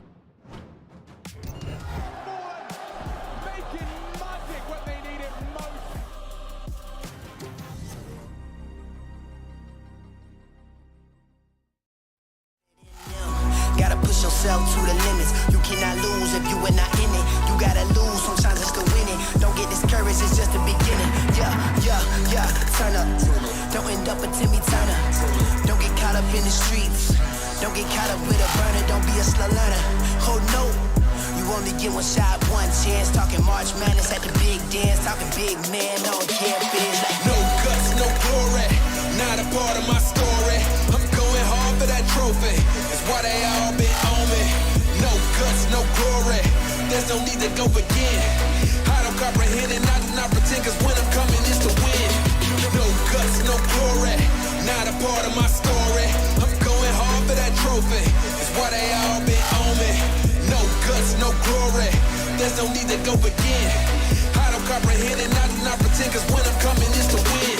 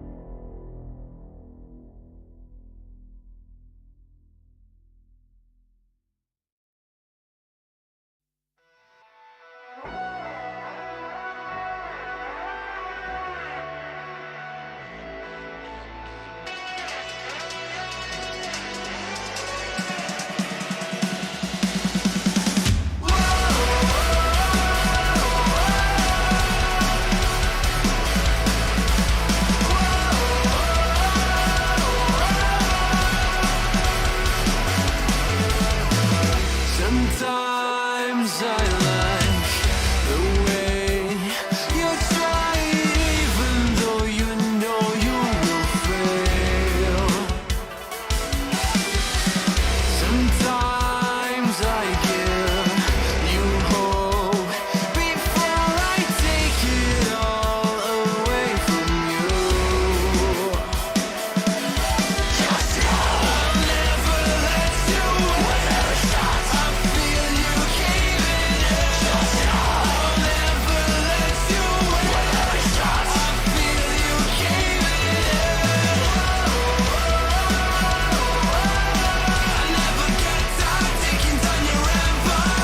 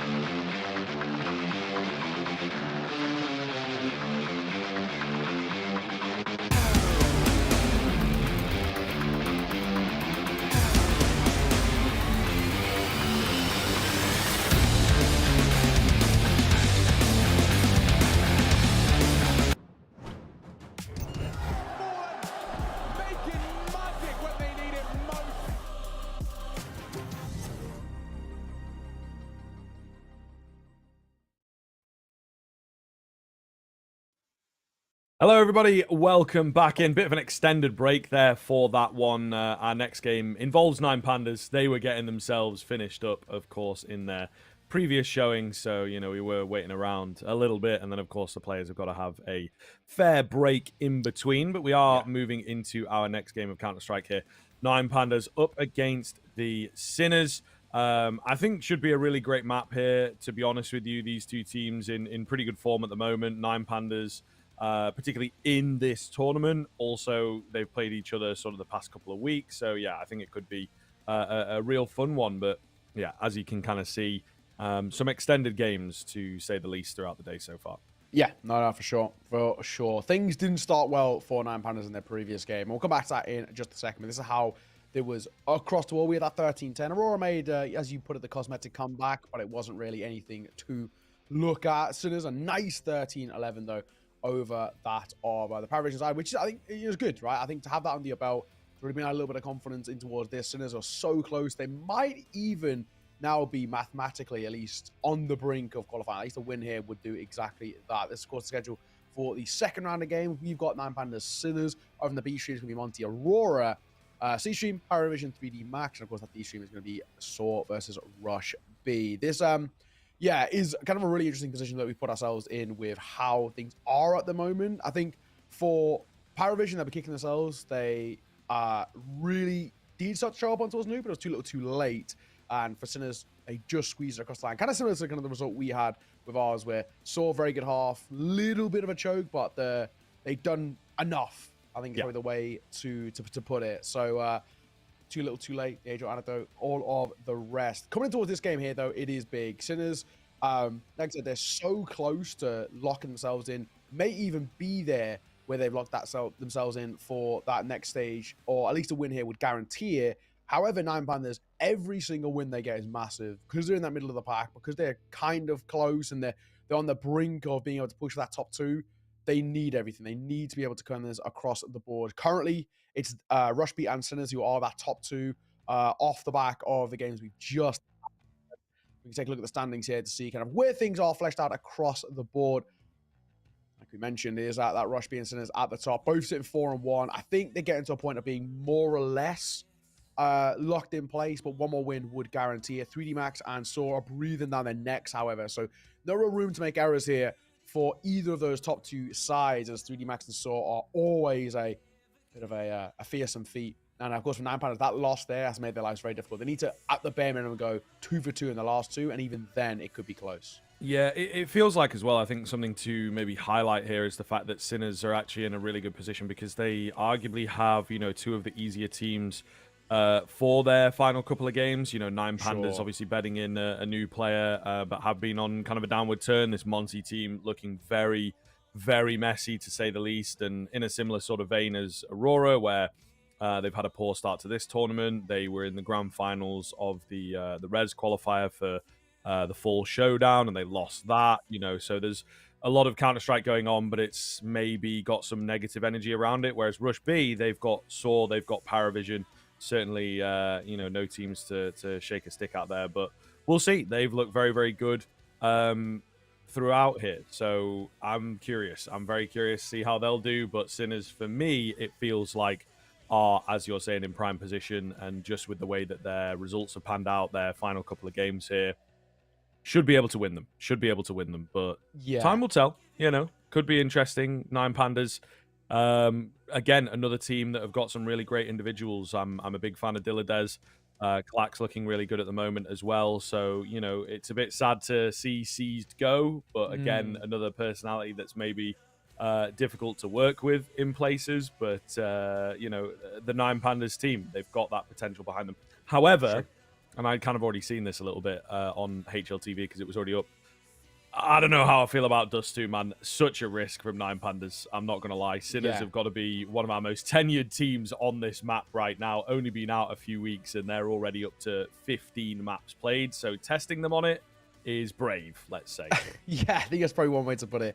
It inherently is so risky, right? I mean, like you said, Sinners played 15 times in the last, month, basically. It's a map that they're absolutely trying to incorporate into their pool.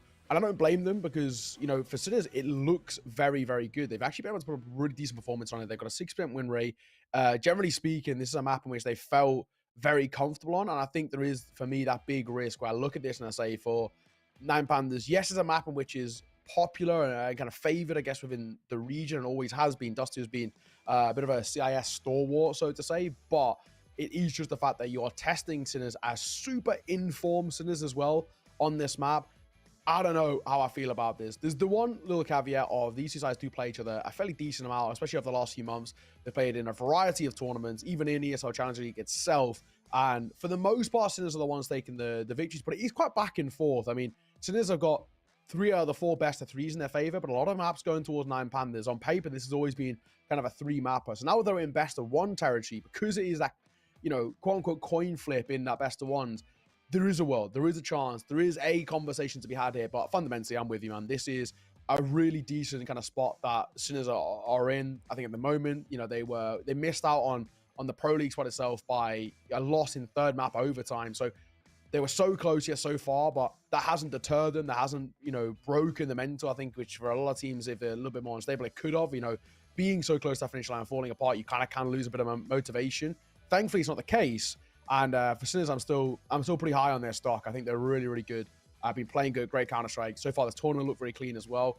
And when you look at their opponents and you say that Nine Pandas influx a little bit, 2 wins, 3 losses, not the most sustainable kind of run we've seen from them at the moment. This, for me, feels very favored towards Sinners. Yeah, absolutely, man. I have to agree. Again, as I kind of touched on, you know, you talked about where the form is at. It's also just the amount of Counter-Strike they've been playing. I mentioned yesterday, I think 21 BO3s in the past sort of, you know, 4 weeks. So it's really a lot of Counter-Strike, a lot of maps as well. So yeah, we like the look of the Sinners. I think it should be a very interesting kind of matchup here. Nine Pandas, though, have that explosive talent. Can they make it work on Dust 2? It's going to be tough. It's going to be tough against the Sinners. I won't lie to you. Maybe a different matchup, I would be like, yeah, quietly hopeful, but it's going to be very tough against the Sinners. We're going to have to take a break here, folks. So apologies for that. Seems like we've got a few issues getting into the game. Yeah, stick with us. Shouldn't be too long, but we'll see you on the other side of this.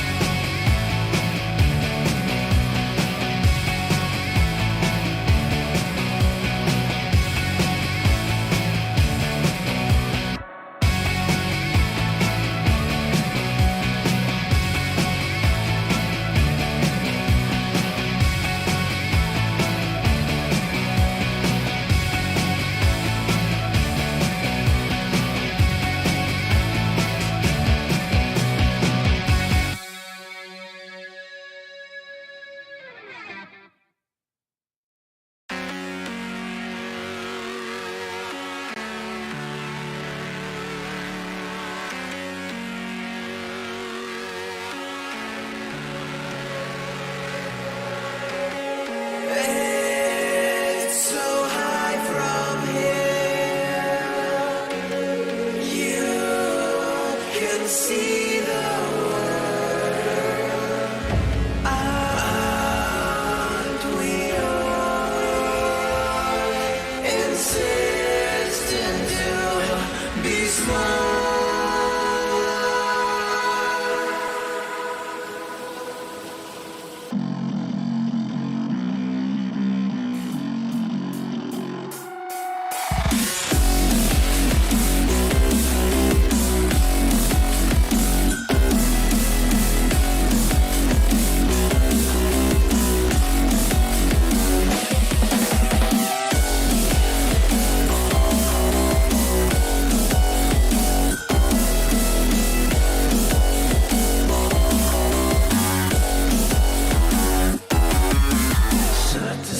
Subdivide.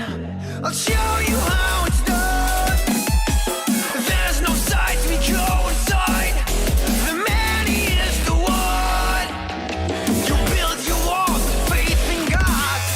They never come around. Then wonder why we all defy the burden to be born. We're coming home with a mission.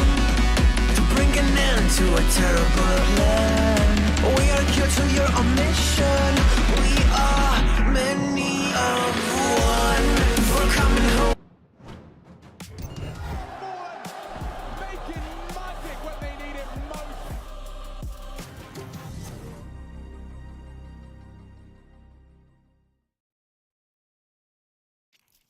Alrighty, folks, we're into the action here. Thank you very much for your patience on that. Just a little bit of sorting out the servers, it would seem.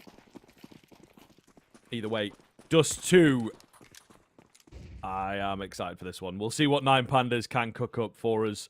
Sinner's obviously been playing this one a lot and playing it to pretty good effect. You know, we've got a few teams out there. Maybe Gaming Gladiators springs to mind. Aurora might also be one that's in this tournament that have been playing the Dust 2, but kind of just going through the motions, you know, working out. Yo, there's no way. Oh my There's god, no I way. do this in my pods. Oh my god, this is such an strat, bro. There's no way they actually went for that.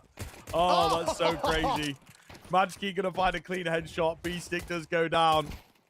That's a bit of a cocky move, I've got to say, from Sinners. We'll see if it sort of pays off for them, just throwing 9 Pandas for a loop.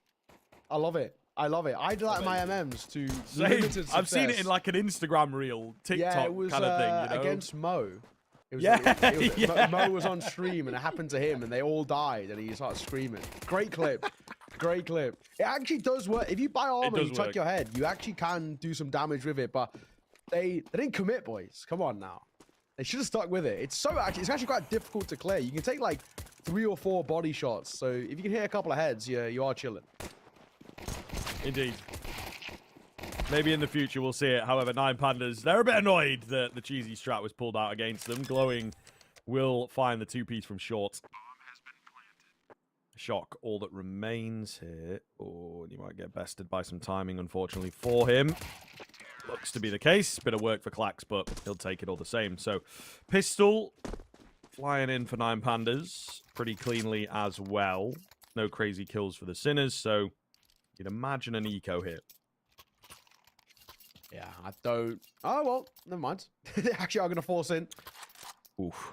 Another one to be added to. Yeah, I'm tally. on your side with Dust 2, man. Dust 2 force buys are really not good. You know. I'm all for it now. I've sold it in my head. Post player break, I'm keeping a tally. We do a lot of Counter-Strike, so I'll have a very decent, sample size so that in December be able to give you my thoughts, and then I'll have the numerical basis for it as well, which is all what I want. Will Sinners be able to break the curse? We've seen, I think, one today earlier. We saw a couple yesterday, and all of them didn't work. So 0 for 3 right now, I think, is my estimation off the top of my head. 0 for 4, or will Sinners break the curse of the CT force buy after losing a pistol to make it work?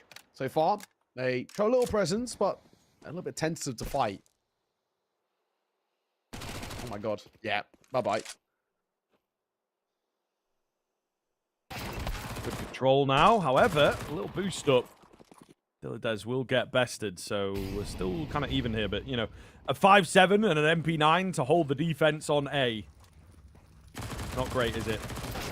Oh, Match Key trying to find a head. Wild spray down, not going to happen. Glowing catches him while he's distracted. And that should be the round, to be honest. I think, you know, just save from here. You've got that Mac 10, I guess.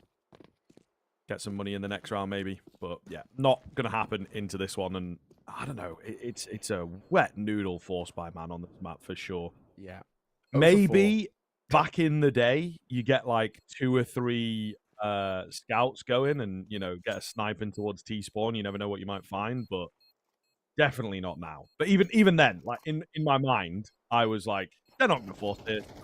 Terrible map to force buy on. And then they went for it. So, you know.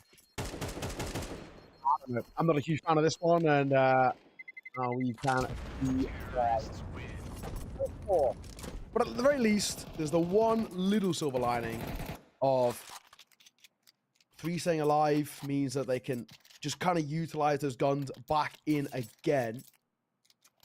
If Majki is able to full eco here, which he will, and Oscar too, there's a world in which they can squeeze out an orb. I don't think they will. I think they'll probably come back in towards the rifles, but it is a possibility if things go well. If Oscar's able to get a kill or 2, you might give himself the funds and the facilities for it. Shall see. This one feels like it should be a 3-0. No questions asked. Yeah, we'll see. Pistols can go a bit crazy, though. And again, 9 Pandas are somewhat tentative. Not moving too quickly. I think they also want to make sure that they, yes, pick up the round, which feels like a solid 90% in their favor. But I think they also want to get it super cleanly, right? They don't want to drop any players here. They don't want to lose any guns. Try and get that very solid bonus working into the next. Build up the bank. I think they are respectful of what Sinners are going to bring to the table here on Dust 2. Great little move at short. Oscar on the scout. Might be able to get one here. Tag's landing, but he's splitting the difference at the moment. Still, they've got to deal with him. Nice little flash, whoever that was, to be like, yo, stop fighting him and just scare him off. Either way, bomb plant will come in here and the round will be theirs. Yeah, at least making it a little expensive is not bad. Holding out here. Let's try and catch anybody in a rotation. Nobody makes their way towards Xbox, though. So, unfortunately, not to be. Oscar, any more for any more would be nice. If 9 Pandas are smart here, they just don't fight. Simply put, do not give him anything to look into. It will be a full buy-in towards next. It's fine. I'm not actually going to try and fight here. Oscar takes the tag. Lucky man still be alive. CZ might catch one. Do they clear clacks? The answer's no. That late into a round, I don't blame Mariska not even clearing that. He had just kind of jiggle peeked the corner to in this spot anything. All in all, not too bad. Rio, 9 Pandas who've had, you know, a bit of a shaky run out here at this qual. That is not the worst way in the world to start off into us Dust 2, which inherently, we've spoken about it. Generally, this map feels like a big risk. Oscar will get that AWP out, which is cool. I still feel like there's a risk here. As soon as they love this map, dude, and they've looked actually very good on it too.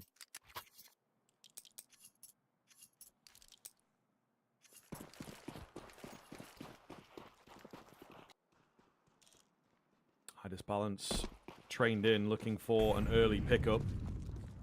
AWPs are out very quick for both sides, you have to say, especially when, you know, you've got bonuses coming in and don't always see it in that first CT rifle. Shelfie quickly out middle. Kind of an interesting setup from Sinners, actually. 2-1-2. Wasn't all that popular towards the end of Dust 2 in Go. Kind of lent more on the A side of things. No presence on short as well. So curious to see how this pans out for the Sinners. Actually, a lot of space and a lot of options for 9 Pandas. Oscar. Get that AWP sync. There's a chance here. Smoke going to come out and towards short and give them some room to work with. Glenn waiting behind the long smoke too. It's a big fight to be had there. Oh, jumping in. That is such a big call. It's Shalfie's going to get the kill. Up close though. Shock alarm tobacco on his own. But this is looking good so far for 9 Pandas. And very good now. Yeah, I mean, it's kind of a scrappy round for sure, but the B take in particular looks solid, doesn't it? B-Stick is here in pretty good time. He's smoked off, he's mollied off again. Nothing he can do to stop that bomb going down ultimately. Oscar with the AWP as well is probably going to lean on the idea of saving instead. Will be an opportunity to find a kill here. High disbalance. Meanwhile, watching out for the B-Stick push. Shelfie. Little excitable, but with no kit available, I don't know how we feel about this one. B-Stick does manage to pick one up, but yeah, the call has been made. Like I say, Oscar is like, bro, I don't think I can cross here. You're on your own, and you see it when B-Stick comes back. He will fall, so Nine Pandas rolling through here. 4 rounds now for them. Oscar sees the opportunity for a knife, but it escapes him. He's now looking for survival, and he's going to get that. So at the very least, taking down every member of Nine Pandas is a nice silver lining. Yeah, you'll take that, but 4-0 ain't bad, is it? It ain't too bad at all. Oscar keeps the AWP alive, I think, is probably the real main thing for me, just because they will not be able to reinvest in stats specifically. He can drop one over, so they are facilitating an investment here. This is inside, but they're going to call a timeout. 4-0 start in favor of Nine Pandas. He's pretty damn sick. And for a side who we questioned, we wondered what they were going to look like heading in towards this map because the inherent risk around it. But there's the other side too. I mean, not that I think they would have had a lot of time to prep it regardless, but at least there's a lot of tape on this this Dust 2. They play it 15 times last 2 months. They know what's up. 4-0 is pretty good. I swear I saw an M4 dropped, unless I am bugging out, by Oscar. But yeah, no, I think he may have actually refunded it. He was looking at it and then opted with a no. So going to go over lesser buy.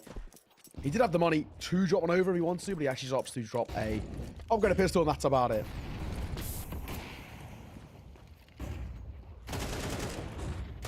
Close here. Glowing will manage to find the first. Not the best look, unfortunately, for Sinners trying to lay down some presence at long there on the half by. Oscar up middle does catch a player on the backside. But ultimately, long taken. A bomb site vulnerable. Oscar Molotov'd off. It might be another save angle here. Bomb go down. I don't think it's the worst thing in the world, this save. AK, AWP. It's feasible. It's doable. It's a workable thing in towards the next spot. 5-0. This is a very, very quick start as well. I mean, Nine Pandas, there's not even like they're slowing things down here. They're just flying into fight. I don't blame them because it's working. They're catching Sinners off guard with tempo shift for its constant aggression. It's relentless. And yeah, Sinners so far, no answer. They are, of course, in this sort of rot where it's full buy-in, no success, e-comments and repeat. And Pandas have had a bit of a weakness towards the A side, and something which, at least for me, the Sinners, their priority is now to try and plug it. Only the one casualty, ain't too bad. A lot of stability being built up, and Clack's got 8k in the bank left over. Shalfie's got 8k as well, but of course will have to reinvest. I mean, that's already massive stability to have on that kind of T side in terms of the econ. It's really, really good. Love what I'm seeing. Really am. So I had really high hopes coming in towards this one, looking for Sinners to really deliver on a high note, and sadly not to be. Not to be, not so far anyway. Plenty of time still. Oh, maybe not this round. At least not from Risco. 0-5 for him.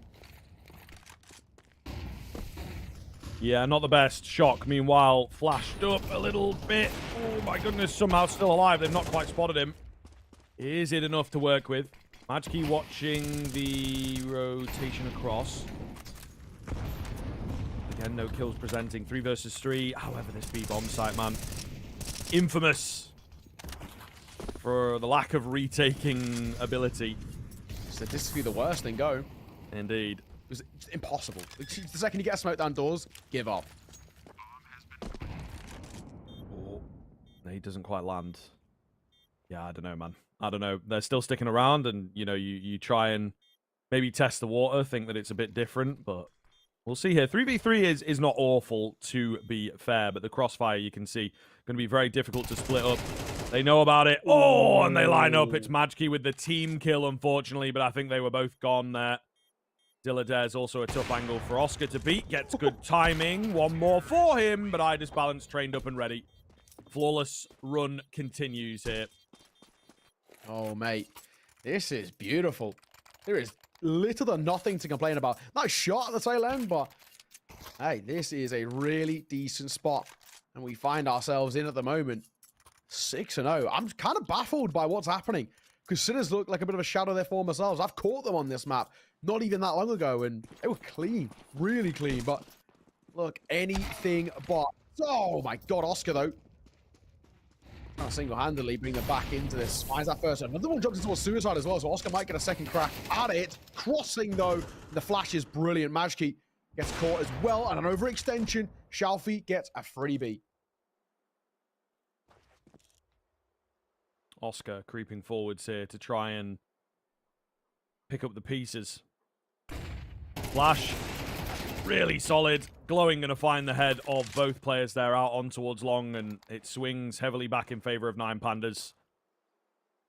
Shock all alone, nowhere near the action. Not necessarily a commit from Nine Pandas yet either. They're just trying to locate where this last player is, but this is really great Counter-Strike right now.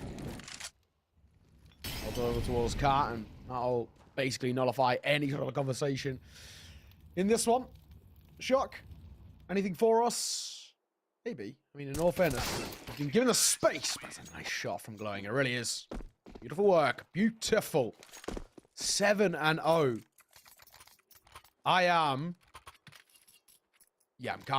still kind of baffled by what's happening because, I mean, today's really aren't even competing in these rounds. Is the crazy thing. Glowing at 11-2 as well, by the way. Silent, a sleeper 11, but it's a really, really good thing to have an individual like him popping off on all cylinders. I am baffled. I wouldn't even mind another pause into the next full buy next round if they can. One stuck in Xbox now as well. Nice pass can just post up. Majki going for a peek. They're flooding in. Caught Yuto in hand, but he can only get one. And will they expect a second? Maybe not, but Kalak's already positioned himself, and it should be done. Here it is. Last man is Oscar. Sorry, mate, but no chance. Yeah, not going to happen for him for sure. Ooh, CZ. Decent angle. You have to be a bit careful. I don't think they want to lose too many players to him. He does well to, find one.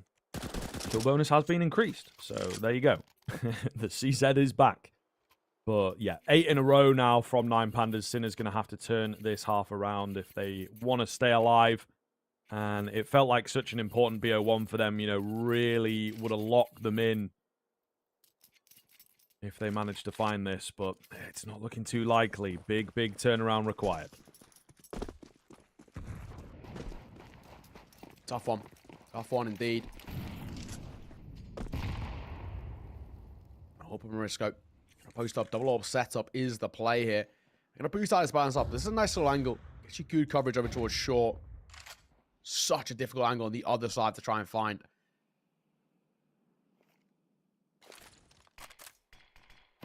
Smoke down. 1:25. I mean, decent control gained here. That's a good angle. Idis Balance. Oh, he's crossed. And he missed the shot somehow. I think he got slightly CS2'd there. Certainly possible. An advantage for Sinners, though. They've absolutely got to be able to run with this now. Run boost, speaking of.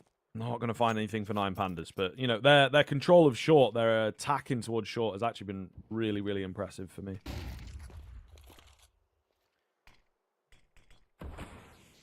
Seconds. They don't have to commit anywhere.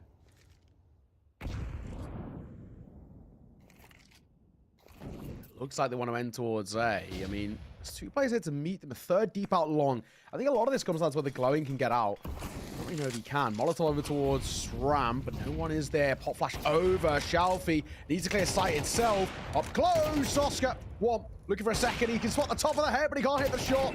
Oh my God, it's so uncomfortable with Shock. We'll find his kill, and that will be the round. Idis Balance, I think he's just going to keep hold of his AWP. He might look for any frags on the way out, but finally Sinner's final round. Yeah, I mean, better late than never. It does beg the question, though, doesn't it? Can we keep this rolling on the Sinners side of things? Plenty of cash for 9 Pandas, as is evident. Rounds looking good. Have they stretched themselves in terms of what they have in the strat book? Not entirely sure at this point. So we'll see if we get something different out from them, or if, you know, it's a kind of classic response, force it down long. Sinners, though, absolutely have to find the next 3. There's no room for error from here. Close. Marisko's a lucky man to still be alive there. Tags to the doors. A bit of a slow game, Marisko, but I've actually been impressed with him since he's coming towards the team. He was an unknown quantity for me when Sinners picked him up, but after looking at his demos and looking at the recent performances, he has been a really solid pickup. Sadly, this map is a non-starter for him. Finds out 1 and 8 now. Yeah, a bit of a tough one, man, you know, and maybe this is one of the sort of first experiences for him as well on this team, being down so low, especially on the Dust 2, actually. Foreign feeling for sure. Going in Shalfie. Oh, may well do enough. Shock just, yeah, not on it. I did say the explosive power of the 9 Pandas could come through on Dust 2. It absolutely has. I think players like Glowing, like Idis Balance, maybe Shalfie as well, will have been competing heavily when this map was back in. So they might be happy that this one's come back. A fresh start. And again, a map that doesn't require too much thinking. All about aiming on this one, for sure. Oscar, will he save is the question I'm asking. That might be a no. Even if he gets... Oh, he's turned around. Timing could kill him. And they're just toying with their food here. Oh, they're going to go for the knife. Shalfie stole it away. Oh, Shalfie, why? Why? Give it to him. Idis Balance could have had that. But in the end, it doesn't matter. It's still 9-1. Which could be the quickest game we've had all tournament, in all fairness. There's been a couple of one-sided halves, but they've at least had, as, you know, I'm going to keep using the saying because I think it's great, the cosmetic comeback. But this is, so far, not giving us any signs to work with. We're in the penultimate round. It's 9-1. Yikes. Yeah, yikes is probably the word for it, I think, to be fair. We'll see here. Clax creeping down below into the lower tunnels. Marisko does have a good spot, but he's only got 1 kill thus far, and Clax not really playing it cocky either. Lovely moves here. Just being annoying at the end of the day. He's that lurking presence in towards B. And he will find the kill. Because, of course, he does, you know, just on another level at the moment compared to somebody like Marisko. Flash out towards long. Double peek coming in. Only good for 1. Idis Balance slightly blind, but not fully able to get the frag with the AWP. Beatstick Molotov out into the fights, and Diladez gives him the business end of the AK. Back to their winning ways. A little blip as they lost 1 round, but I mean, 10-2, 11-1. It's enough, isn't it? It's close enough for sure. Shock does well to find 2, but these are consolation frags, if ever I have seen them. Double digits in the first half for the 9 Pandas. It's ridiculous. This is insane. My, oh my. 10-1. I'm left scratching my head. So are you. I don't know what's going on here, but it's not good. It's probably the fundamentally best way to put it. Oscar's got an auto shotgun now. He's actually been the only real redeeming factor, in all fairness, over towards Sinners. He's actually looked pretty decent at times, but this time just an auto shotty for him is a big ask. Pushing lower here. He'll be given that control. We're just going to push up mid. Hey, I mean, at this point, why not risk something? Indeed. Go for it. See what you can find. 1 for 1's not quite going to be enough, unfortunately. They've also lost Oscar at long. So, again, 9 Pandas look to be in full control. A little long getting into this game. It would seem 9 Pandas want to get us back on schedule. And some, I think. Is probably well, yeah, ahead of schedule, actually. Yeah, maybe a bit too much, to be fair, lads. We might have a pretty sizable break before our next game, in all fairness. Yeah, it's possible. It is possible. We are rolling schedule, but I don't think anybody's keeping up with this pace. Nay, sir. All right, let's see here. 4v3. Sinners relatively ready on the A-bomb site for the hit to come round. Really taking their time on the 9 Pandas end. A little unsure of what they face off against, I suppose, but do not want to throw this clean victory opportunity away. And again, need this sort of momentum rolling into their last game of the day, as it would seem, you know, they're certainly in contention. If they can clean things up, oh my god, that flash is so good. And they will capitalize. So there you are. Sinners end it with a pretty nice roll. 4v3 secured. Only 2 rounds, though. Very unfortunate for the Sinners. We'll see. Not going to be enough in our opinion. We've got to break first. Making magic when they need it most.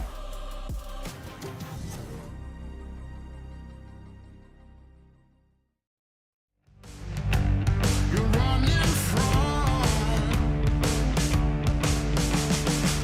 moving shadows that follow the moonlit road to the horizon's edge that you're running from. You're running from, yeah.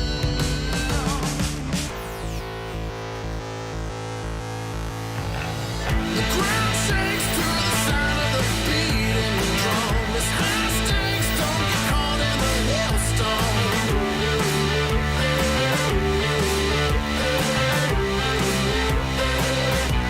We're coming for you. The storm breaks, but we keep it moving on. So ride the wave with the kings of the new dawn.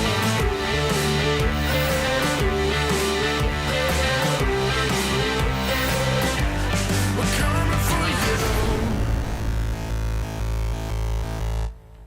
Your instincts pulling heavily at your soul. Up from mistakes of the past that you're running from.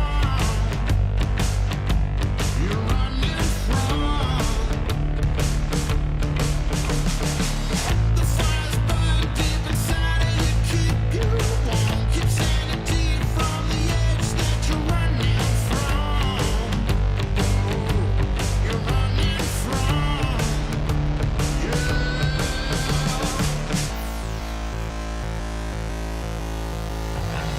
The ground shakes to the sound of the beating drum. It's high stakes, don't get caught in the hailstorm.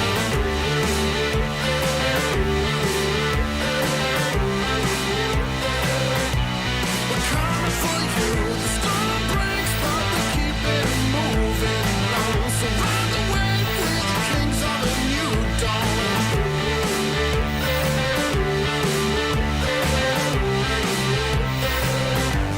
We're coming for you.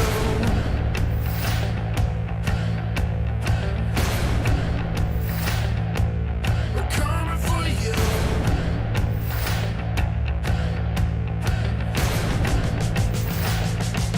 We're coming for you. The ground shakes to the sound of the beating drum. It's high stakes, don't get caught in the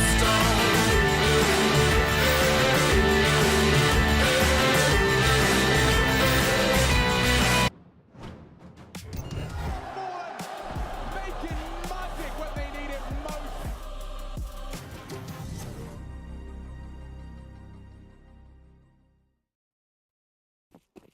Well, here we go into the second half, straight into the action. In fact, Sinners, they need a miracle run back here. 9 Pandas just need a pistol and the game will be theirs. So we'll see if they can take it quickly or if we're going to have extended play here. Clax finds the first head. He gets out of there scot-free.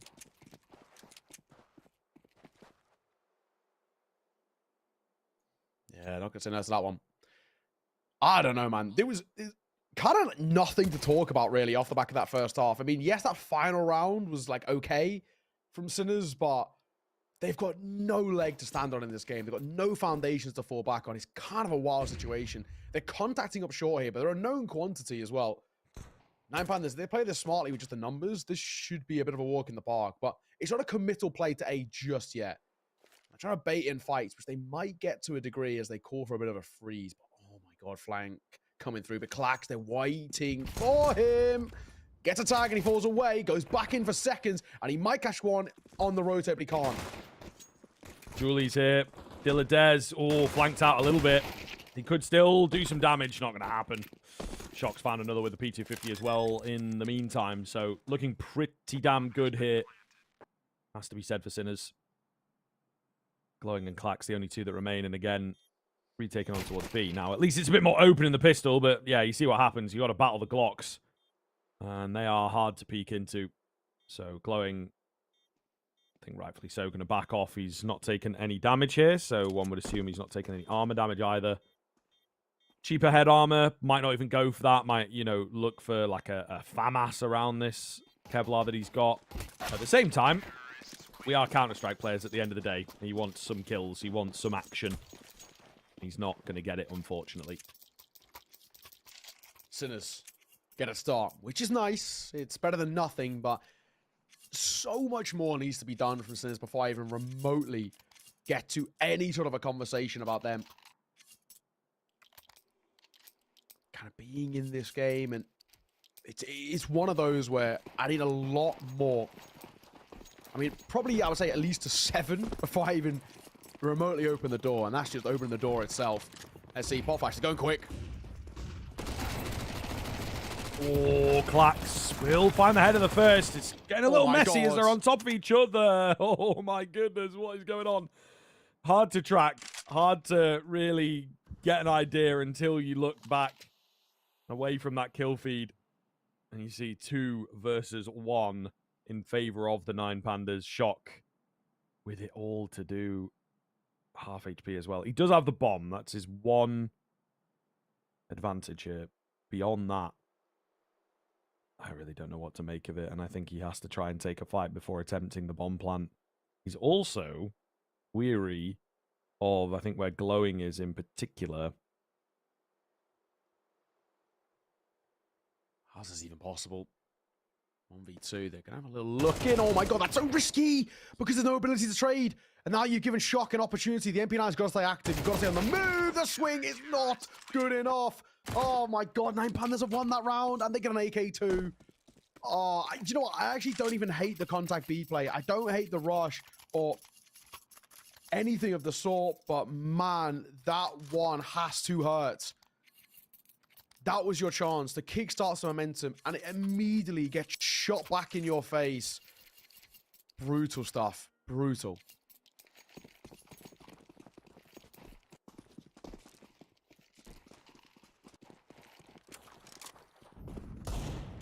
Morisco leading the charge here for the Sinners on that Galil. A little bit of support as well in from an AK behind him.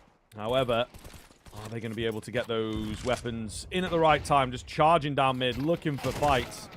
PT side's going to love that every day of the week, man. Take it at range, you know? That's absolutely what Dust2's all about for the defensive play.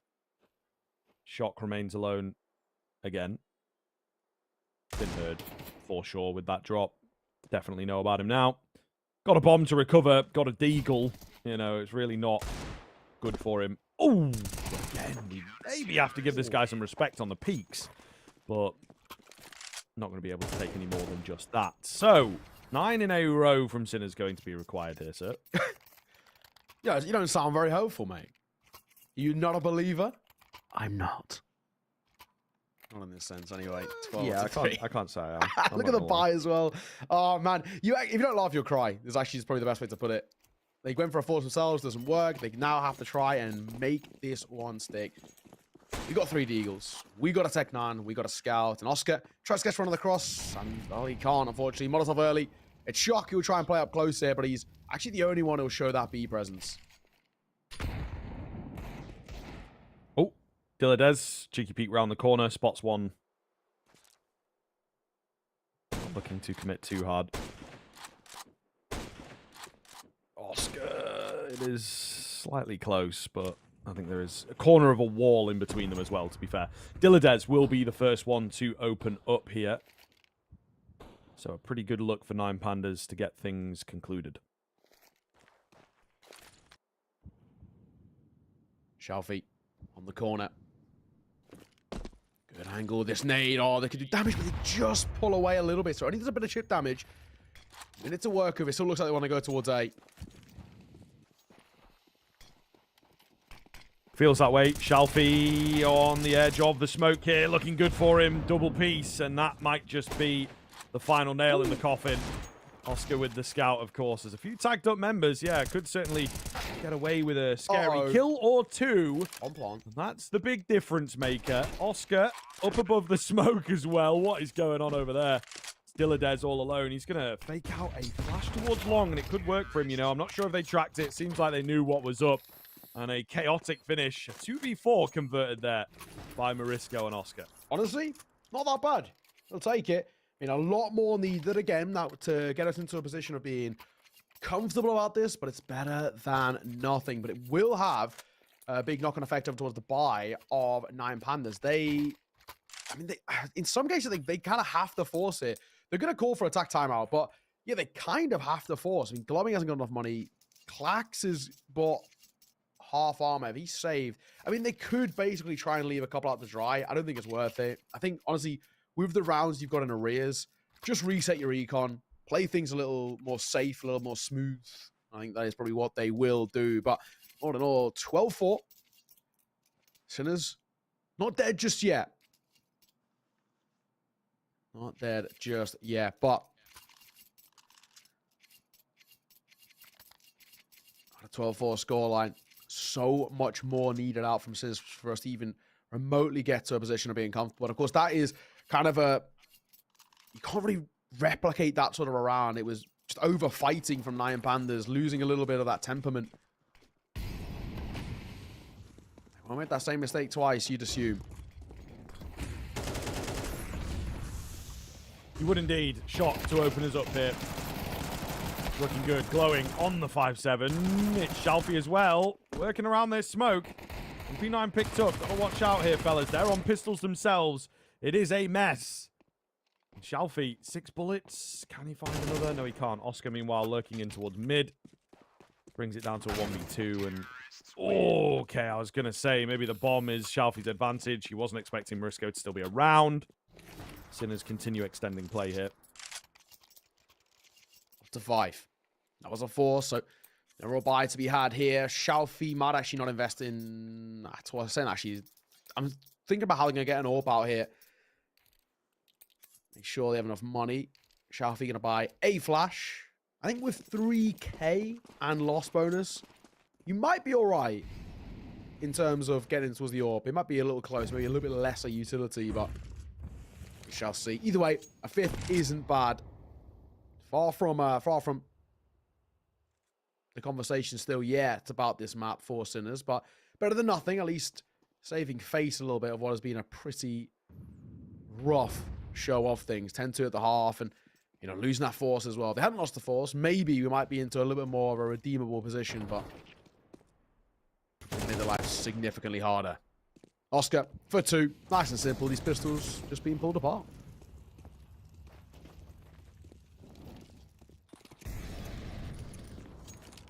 As you would expect. Idis balance. Any kill's going to be a good kill. He can get that AK out of there. The one tap into the next round. Don't think he will have too much resistance for it, but once again, the A-bomb site where Sinners will close this. Given a chance. There we are. The bomb will make it around, and a slow 45 seconds here, one would assume. Because, as I say, Idis balance saving that AK quite far away from anybody else. I wonder how this changes the conversation about, you know, the top of the scoreboard. A loss here. I know obviously Rush B have been doing really well. It's kind of crazy that we don't see this Rush B side playing any other tournaments. I mean, we spoke about on one side where teams are kind of burnt out and maybe play a little bit too much, i.e., you know, Aurora, for example. But then it feels like Rush B don't play enough. You know what I mean? They actually seem like a really good side. ESL Challenge League, they take some pretty big scalps. They've actually done, you know, pretty well so far this qualifier. They're one of the favorites to make it to the next stage. But yeah, I don't know, man. It's weird that we don't see them. You know, I would assume they get invites, but who knows?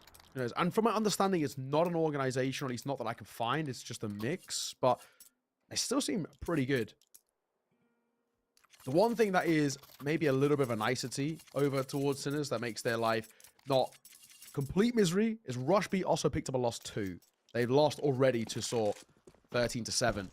So both the top two are feeling the pressure here. The AWP On the corner, I just balance. Was waiting for a peek, but doesn't get it.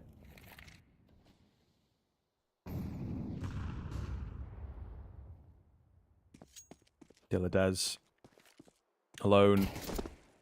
Ooh, jump spotting out, takes a little tag. Not committing on that Sinner side of things. Really, really tentative here. You know, a very important round for them to continue this comeback. And if they can keep getting them decisively, then we really could be on for something. Big flash. Alfie can't capitalize. Damage is there. Glowing, though, in and around these smokes. What is going on? Oscar's going to be distracted away. Surely gets finished off. However, Dilladez, rocking a hard place for him, really. Does get bested by Oscar. Glowing has to stay alive, but also wants to keep control of B. They lose it. The bomb goes down. A nice little move from Sinners to get that plant. I don't know if you give this a go. East side of Dust 2. Back in Go. Statistically, the hardest site to retake in the pool. And I think they realize that they're kind of falling. Well, I say falling away. They're actually going to go back for a rotate via tunnels here. They're leaving one posted. Hoping that they can maybe make something work. This is potentially doable. Shock, though. Hits one, lines up the second, and I think Glowing is going to call it. So Sinners are still alive. Now up to 7. I'm not open the door just yet, but better than nothing. Bit by bit, they are making a conversation here. There's the way you got to approach these sort of a comebacks if you are Sinners. It's all about taking it one round at a time. You can't think in a more macro sense. At least for the time being. It does feel like they are approaching this correctly. Not overthinking it.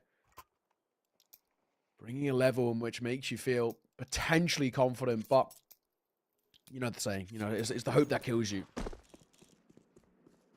We want a competitive game, but there's still a lot more. 5 more map points than Pandas have. And they rebuy in again with what they've got. Still got the open play, still got 3 rifles. It's still feasible. Oh, Marisco nasty. Great opener. Sinner's really knocking on the door now, man. Still a little quiet, but, you know, 9 Pandas starting to worry about what that sound is as it gets ever closer. Shalfie will upgrade himself onto the M4. B-bomb site, though, seems to be a pretty good pressure point for Sinners. We'll see if they could keep up with that. The execute towards mid last round was pretty nice, actually. So, got that to fall back on.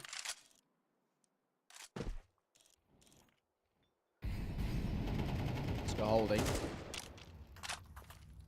Where do they want to finish here, Sinners? I mean, they're not really too decisive. It looks like a B split from the way they're posturing up, and a smoke, if they do drop one via doors, would be huge for that cross. They're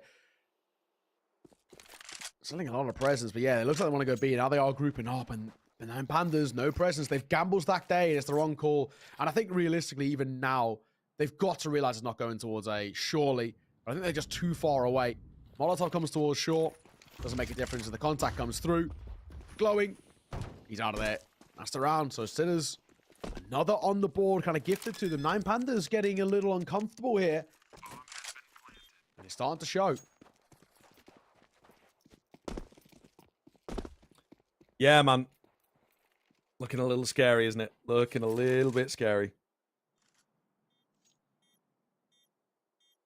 But I suppose the one thing here is that, you know, you're not going through the cycle of buy eco. They've got a solid save going on. So that means that Sinners have to be playing to their A game every single round, every single moment. And that's quite taxing. Really is quite taxing. But a credit to themselves at the moment to bring it a bit closer. Shot goes down. Should be the only one. Unless anyone gets a bit silly for 9 Pandas. Yeah, Glowing was a bit silly taking the peek in. But I guess he's also the guy watching for anyone getting wild, pushing down long. Either way, they'll still be able to buy pretty comfortably. Yeah. Yeah, exactly that. Exactly. 12-8 though. Hey, at least there's a game here. It absolutely didn't feel like it at the start, but this is better than nothing. So far, so good. Oh, Oscar as well, going to start well. Artis Barnes gets caught. Things are going from bad to worse on Pandas. They are actually crumbling a little bit at the seams. If Sinners get towards 10 rounds, game is on here.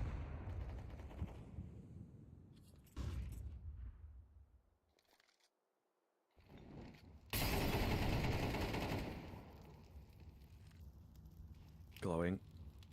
Just trained in on the angle. Again, another slow moving round. That smoke kind of replacing the hinge smoke ultimately. Seen it quite a few times here. CS2 exclusive to cover off and allow a quick move up towards Xbox. Sinners bringing it down to just 3 with 2 of them leaning over on B. Klax is going to have to hop off here, and his timing is completely off. 2 remain, and even then I think that will change very quickly unless Shock goes down, which he will. So, okay, save back on. Oh, an AWP is nice. Will make a big difference, will it? This is... yeah, man, this is not good. Not a good watch from what we see. Fighting the tail end. Oscar can get it one more as well. Glowing, ticks in the flames, but gets sideswiped. Nothing saved. Nothing gained. Sinners find 9. And this is really opened up in a way which felt non-existent at one point. And now looks absolutely on the cards. This has been a bit of a crumble, a bit of a fall from grace. And a worrying spot now. Attack pools can be taken second out of third for this side, but they're not giving themselves a lot of time to work with. I'm concerned. Very concerned. Before you know it, this could be up in the air. If Sinners are able to pull this back, it'd be a ridiculous comeback. Easily would be one of the best, but they've just got no room for error. No mistakes can be made. Thankfully, this round is going to facilitate a bit of a weird buy. Does even properly invest there? He's going to go with no. Just an upgraded pistol. He potentially could have even gone in towards like an MP9 and still on above 2k. But he's just going to keep 3.5k on hand, maybe in case he needs a drop or something. Oh, tag on was glowing as well. Oscar really has come into his own, and so has Shock. Nice shot. Yeah, Shock absolutely. Feels like he's been finding an awful lot of entries, man. Really, really great stuff. 9 Pandas, yeah, quaking in their boots, bro. But this is the thing, when you don't give yourself a lot of room, it just takes one little slip up. Thought Oscar had maybe had the wildest disconnect timing, but I think just a little jump on the server on our end. Either way, 5v3 looking good here. Weapons will be recovered, but not able to get themselves into like any actual decent workable spots. And everybody here on 9 Pandas is getting rolled, man, regardless of where they're at, regardless of how the weaponry looks. Sinners ramping up at the perfect moment, you know, just as they are on the precipice of the overtime. Oh my god, Pop Flash is good. Bye-bye glowing. And he will fall flawless. Sinners are a different beast. My god, what are we witnessing here? Now at 12-10, I can absolutely open the door to talking about this being a possibility. We had a situation where it felt like there was nothing to work with. Now we're looking at this and saying, Sinners, in my opinion, if this goes overtime, Sinners are absolutely the favorites. Man, Pandas cannot do anything, and oh my god, Marisco, nice little reactionary shot, gets a leg on towards Dilladez.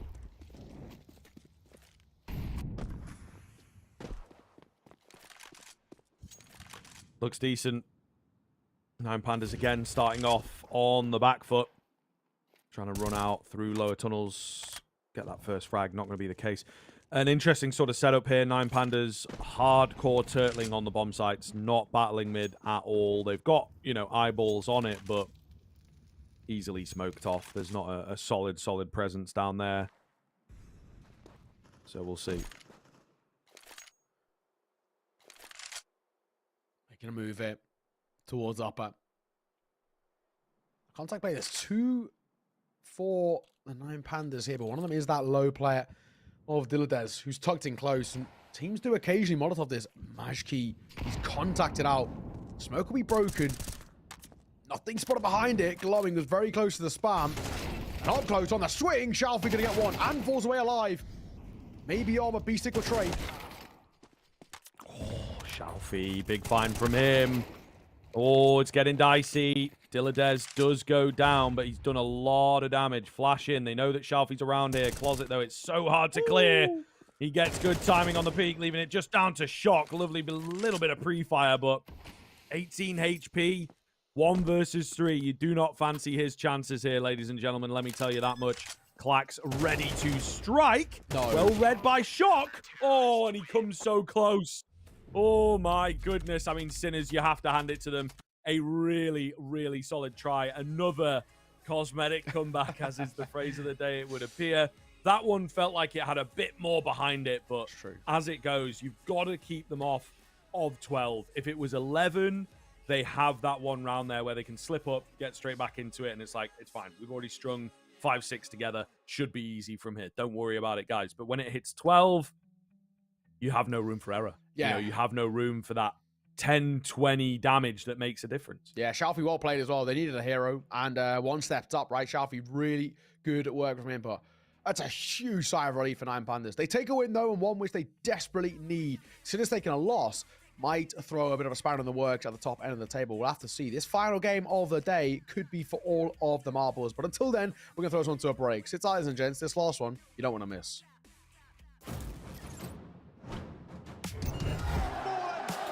Making magic when they need it most.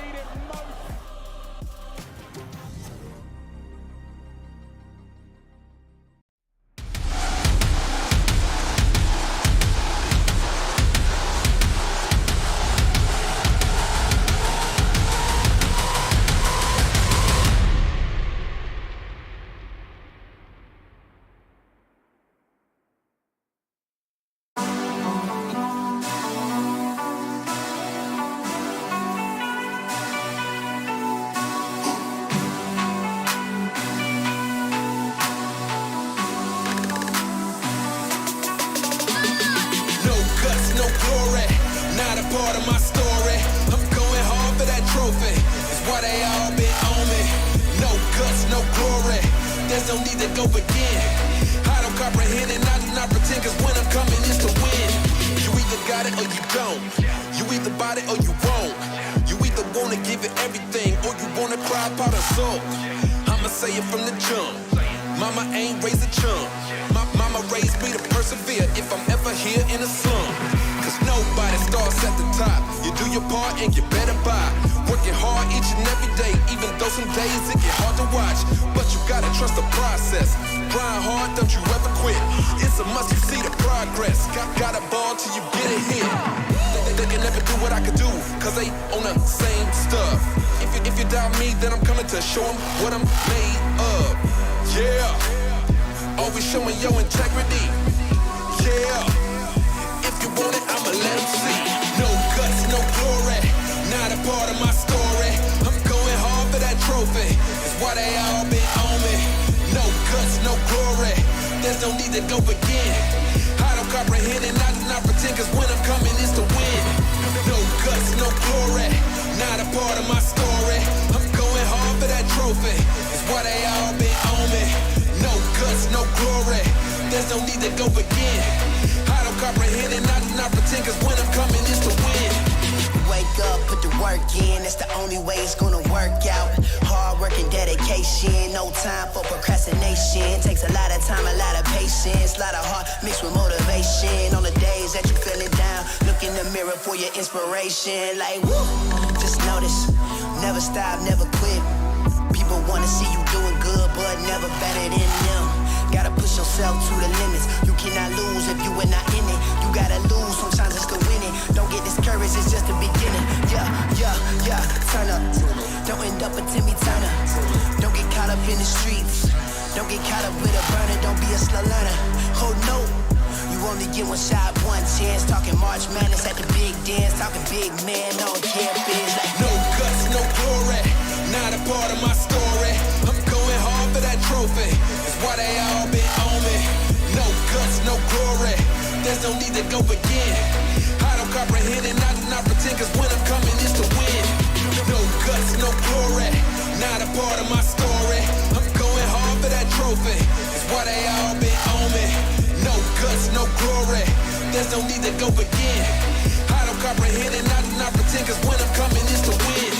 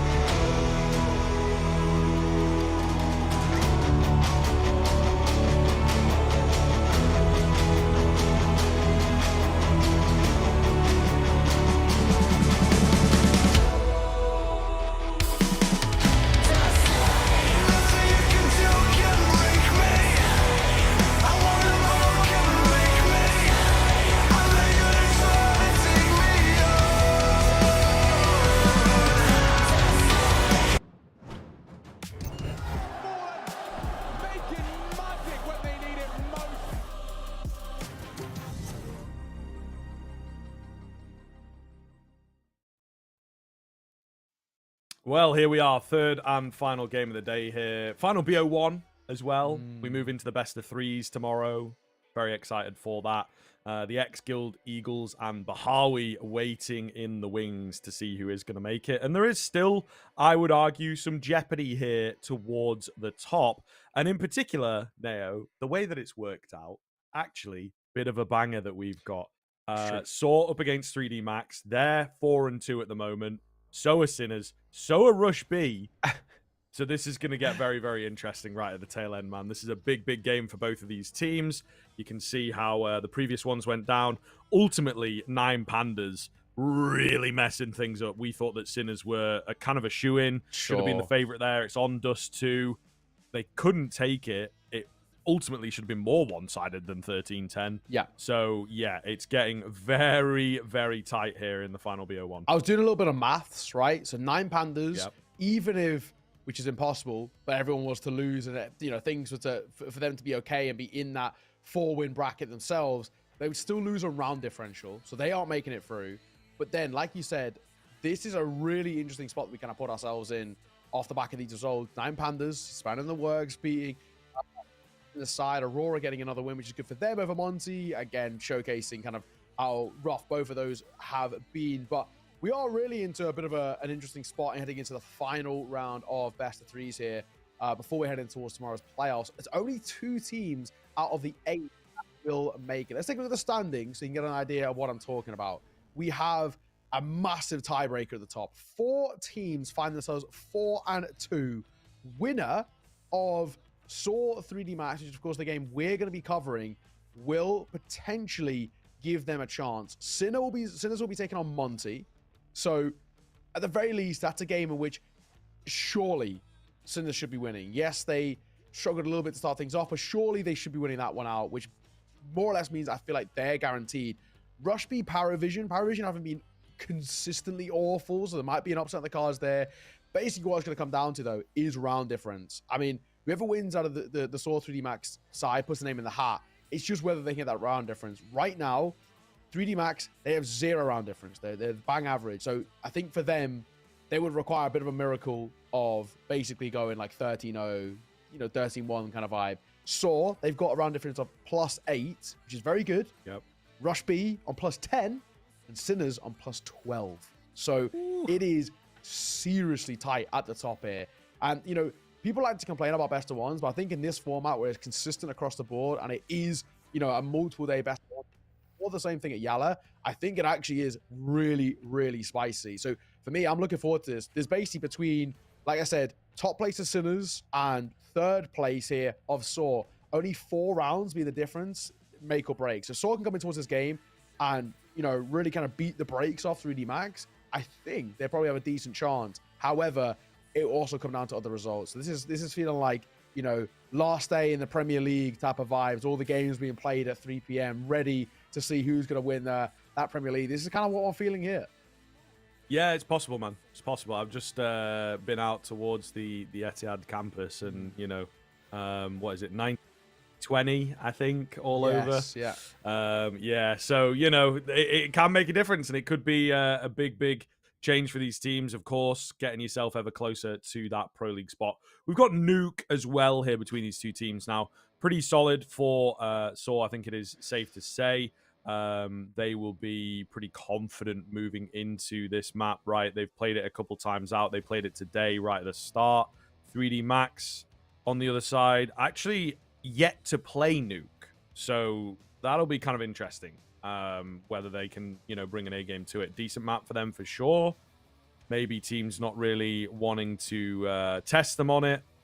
Difficult to say, but Saw feeling good about it, and yeah, I mean, a great map for us to finish the BO1s on. Yeah, I actually think 3D Max are actually a pretty decent Nuke side generally, but I'm going back to what I said in kind of our opening game of the day when we caught Saw against Aurora. Whenever Saw play Nuke, in pretty much every instance when it's in the kind of this tier 2, tier 1.5, I'm always going to back them. I think they play a very good Nuke. I think their protocols are very solid. I think they've got a really good understanding about how to approach this map. So I always lean in their favor. But there is that thing I'm saying for 3D Max. They do play it a lot.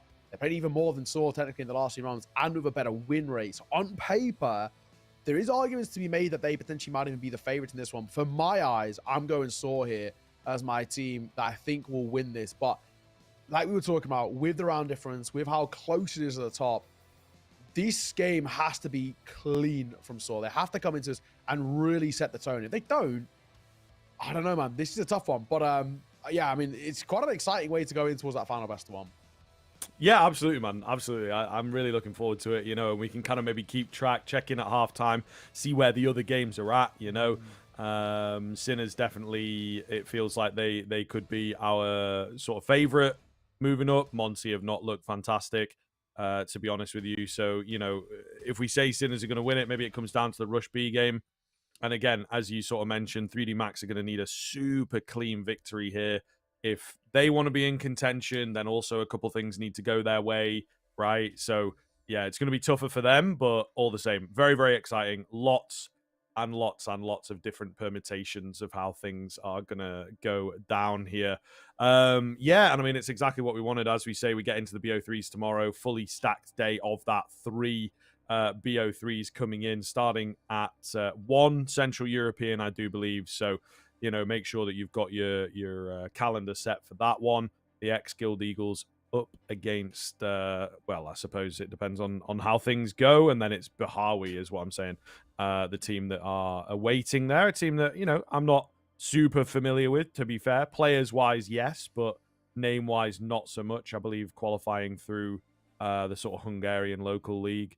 So, yeah very, very interesting kind of situation tomorrow. You know, it's going to be a long one. It's going to be a busy one. Yeah, exactly that. It is going to be pretty damn interesting, to say the least. Of course, like you said, 3 best of 3s for that one as well. It's going to be a long day at the office for potentially a couple of these teams, especially if they go in towards 3 mappers and all of the rest. We can see 6 maps across a long old day of Counter-Strike.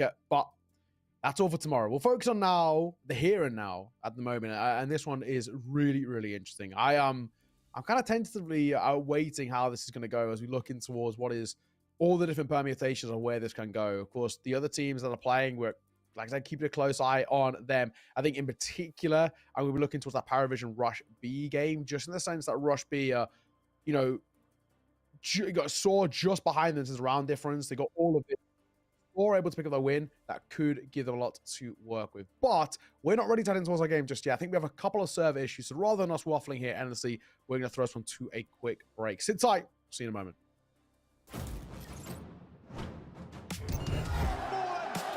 Making magic when they need it most.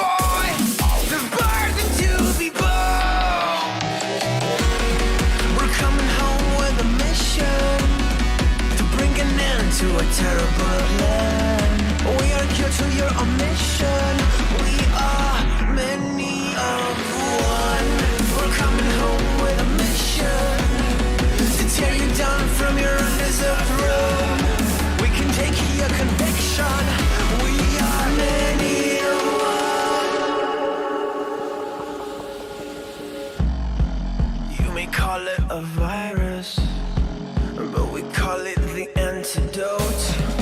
It's an answer to silence. The future is here to revolt.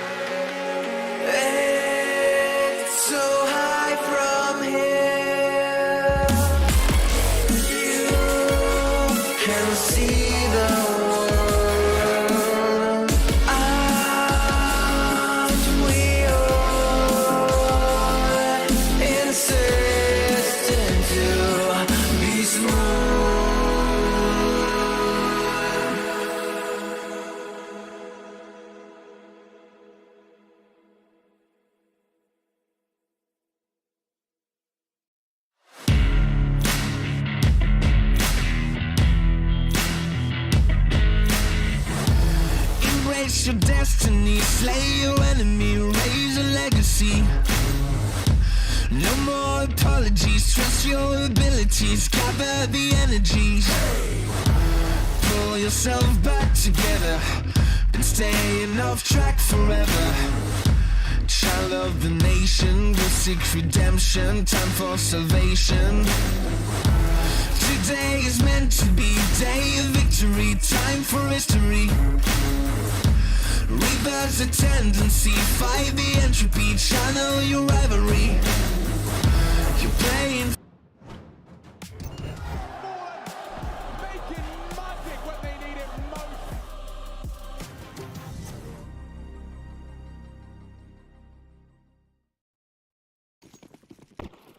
Welcome back, gamers. Thank you for your patience on this one. Did take us a little while to get into the action there, a little late starting, but you know, I suppose it really adds to the jeopardy of this one, all the other games getting underway, and we can have a good look throughout. Is it going to affect proceedings? Will the win be super important here for these two teams? Nuke is the battleground. 3D Max starting off on the T side. Yeah, some of those games, of course, have already started.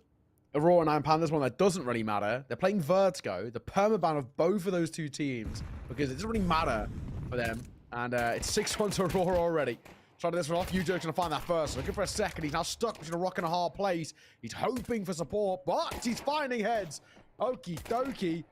Maybe more to be had here. They're trying to hunt on towards him, and he's still delivering. I can't believe he gets away with 3. Marcus still remains alive, though. Maybe he can... okay. Before I even get the words out, he was completely crunched. So, Saw going to take it. Lovely find from them. Pretty dominant display as well to kick things off. 3D Max not even getting the bomb down, you know, is a pretty big deal here, and it looks like they will grab the eco. Still a few more seconds of freeze time, so could indeed just full send here, but no, it looks like maybe something down the middle. They thought about it for a second, but no, the call, it looks like, is to eco. And Saw predicting that heavy M4s here. I think that's the right call for me as well for 3D Max. Just gotta get the guns out towards the next round. If you get a bomb plant, you can facilitate it. If you don't, there's no point. No real need to have a look in here. MP9 towards our side. Story just having a little poke and prod. Nothing really offering up. Slow out the offset. I mean, this is definitely 3D Max calling attack balls about calling attack balls type vibe, but where do they want to go? A bomb plant would be lovely for the French side. It does feel slightly unlikely.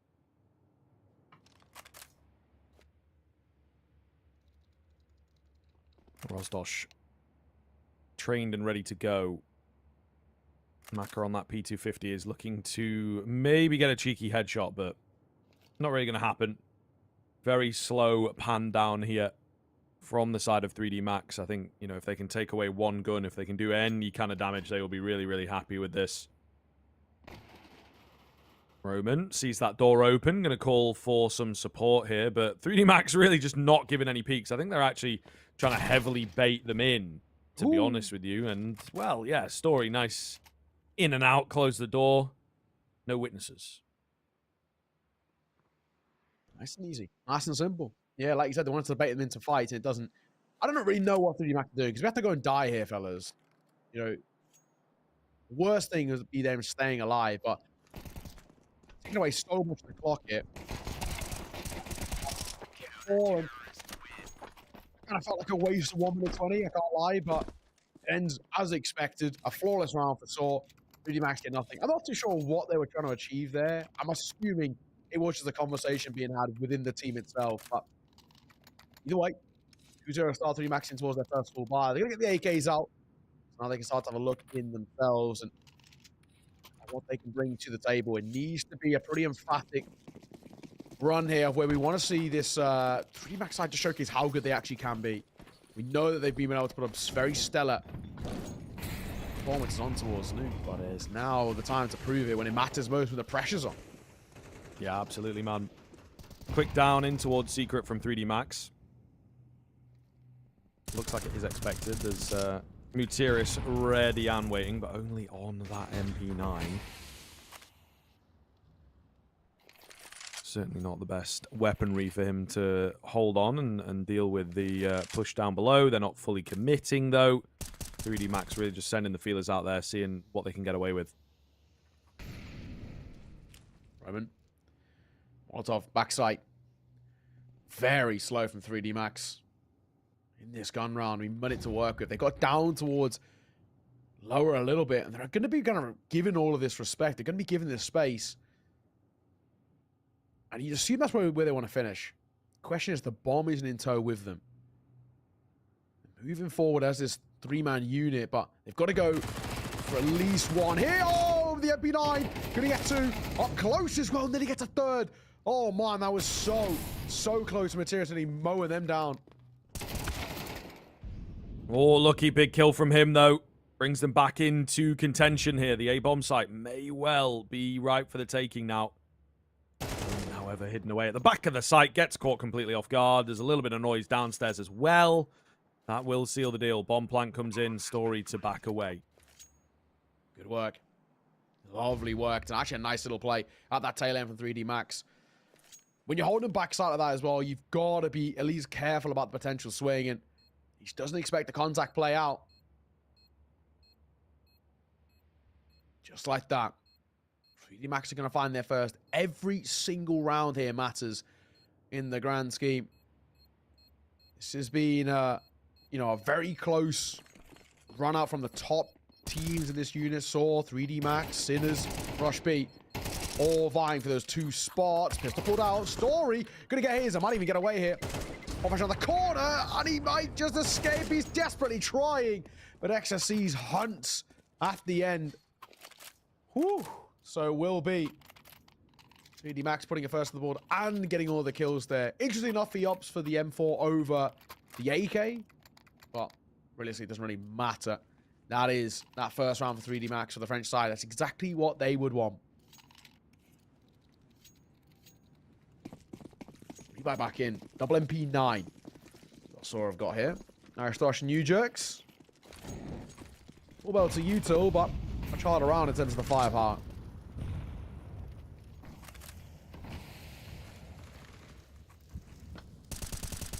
Slow roll here. Again, not a lot of presence from 3D Max. They like playing this wide default. Trying to just catch off some sort of aggression, but it's not really coming. You know, even outside, there's been very little presence from the CT end. And I think, you know, the importance of the game, there's some tension here. And again, they play around this very disciplined percentage kind of style, especially on Nuke. So, don't want to give 3D Max those 1v1s. Some great players on the 3D Max side of things. Ecstasy, Smacker. Even the new kid on the block, Gravity, looks pretty good for me. And, you know, they took some scalps at Pro League. It's true. So Saw giving them the respect. Size definitely earned my respect as well. I want to see They made some good Counter-Strike. Flash outside, Materis under pressure. Only gets one. There might not be enough as Exit and Jocko combine for one apiece. Yeah, clean stuff. See whether they can hold it together. Saw the first rifle doesn't really go their way. They still had room to put something together here, but a lovely drop back from 3D Max down towards B. No one here, so one would assume that Saw are just going to hold what they have and continue playing things slowly. This round, probably done here. I mean, for Aristosh, if you can get an upgrade, that'd be nice, but the two rifles definitely not going to give this one a look in. Aristosh went towards our side. There is potential of a gun being picked up. Lucky could get caught. Oh my god, Aristosh isn't cleared. Neither of them are cleared. Whoa, that's rough. That is rough. Lucky gets his. That's no MP9. Saving at the tail end. So 3D Max tying this game up. Does make you think as well that if it is 3D Max who take this, I don't know if they can actually qualify on round difference. That is, if both Sinners and Rush B do win. If one of them were to lose, that's where the chance arises. It's all coming down to this final game, which is sick to see. I just thought update you across the board on at least the games that kind of matter. Rush B are 2-all with Paravision. Rush B have got to win that. If they do, they more or less should qualify unless things are already south. And Sinners are currently 5-3 down to Monty. If they lose that, they could be in trouble. In the game that doesn't really matter for qualification, Aurora 9-3 up against 9 Pandas. Both playing a map of Vertigo, which neither of them plays. They're permabans, but they've got nothing to lose. They know they can't qualify, so they're having a little bit of fun with it. Bit of a handshake of a meme there. Yeah, absolutely, man. Why not? You got to test the Vertigo at some point, but timeout coming in from Saul really early here. I was going to say you can kind of see how important this feels to both teams. Very early timeout, very early. Let's get this sorted, nipped in the bud. You know, 3D Max getting the better of us. We have to answer back in our next rifle, so love to see it. And I mean, it's kind of how it goes. The final few BO1s can get a bit crazy here in a round robin system like this. Yeah, that's for sure. Move going to be coming through.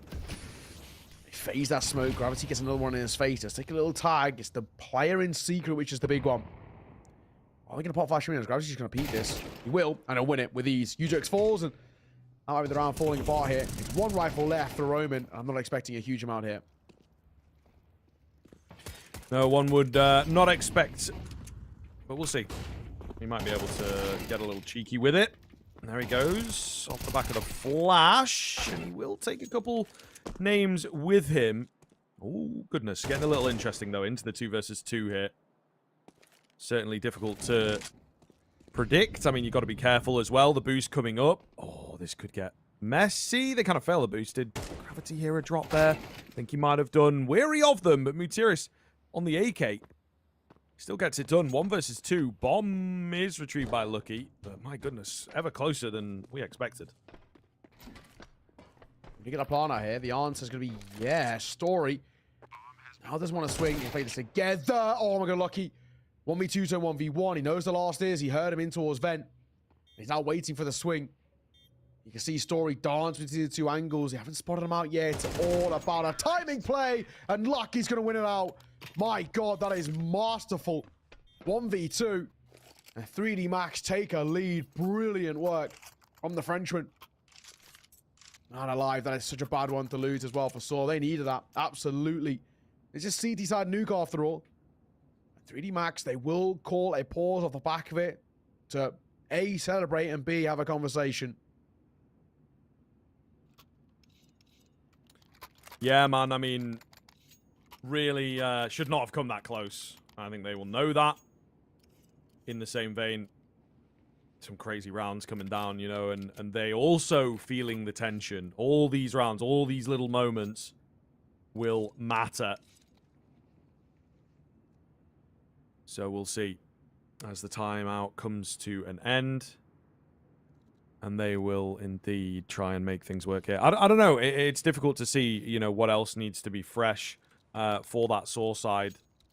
The rifle's just not quite going their way. I think maybe a bit too safe, a bit too passive. Potentially something that they've talked about, that it's like, we have to try and face up a bit more here, guys. But yeah, it's a challenge, to say the least. No, you're all right. Oh my god, that's so aggro, swinging towards lobby, and a crunch gonna come through. 3v3. They've actually made this one work to a degree. 2v2, but look how much damage has been dealt towards 3D Max. Pretty nasty. Yeah, looking very, very good indeed. Mutiris in behind a little bit here. They've got to be careful on that 3D Max side in the sense of timing. Is Mutiris still going to go pushing in? You know, the big question. But again, comes down to another very tense moment in a very important round. The Frenchman will be gagging to get this one a massive springboard if they can convert. 1 minute to work with. Maka holding to see whether he pushes outside. He's kind of got the right idea. They've got to find a way to finish somewhere. The good thing is they have the bomb, right? But where do we go from here? At the very least, if they actually just walk on towards A, which they're doing, it feels like their best idea. Neither of them are facing. Story's holding for a single door push. Richira's holding for a ramp push. If they go backside, the timing could get them off guard. Spam going to come through. And Story falls. This round's on. Last man mollied off in both directions, and they fight for the last. But Mutiris puts into 1v1. Quick move from him as well. He takes the healthier player of the two. Maka! Oh my goodness. One bullet in it. Particularly for that AK. Molotov comes around. Maka softened up and goes down to the flames, expecting him to, you know, be there for the fight. Won't be the case. Mutiris gets that molly and gets the hell out of dodge. Maka miscalculating, but it's tough, isn't it? You know, a 1v1 like that. Very stressful indeed. Saw get it. Absolutely needed that in the context of the half, but also I think for their mentality. Really, really scary prospect if they let that very winnable 2v2 slip away. Oh, man. Good. You know, we're back-to-back rounds, one of them 1v2s. This game is showing some life behind the eyes, which is exactly what we want. All the other games are at the halfway point or past it. Paravision Rush B, 6-0. Monty 7-5 against Sinners, so still subject to change at the top end. The rush towards A, though. They're going to hit the top side, and they're going straight into the flames, into the fire. Ecstasy's unlucky to get one apiece, but I think this round's already done as the MP9 and the AK see it off. A quick call by 3D Max, and it just does not catch Saw off guard.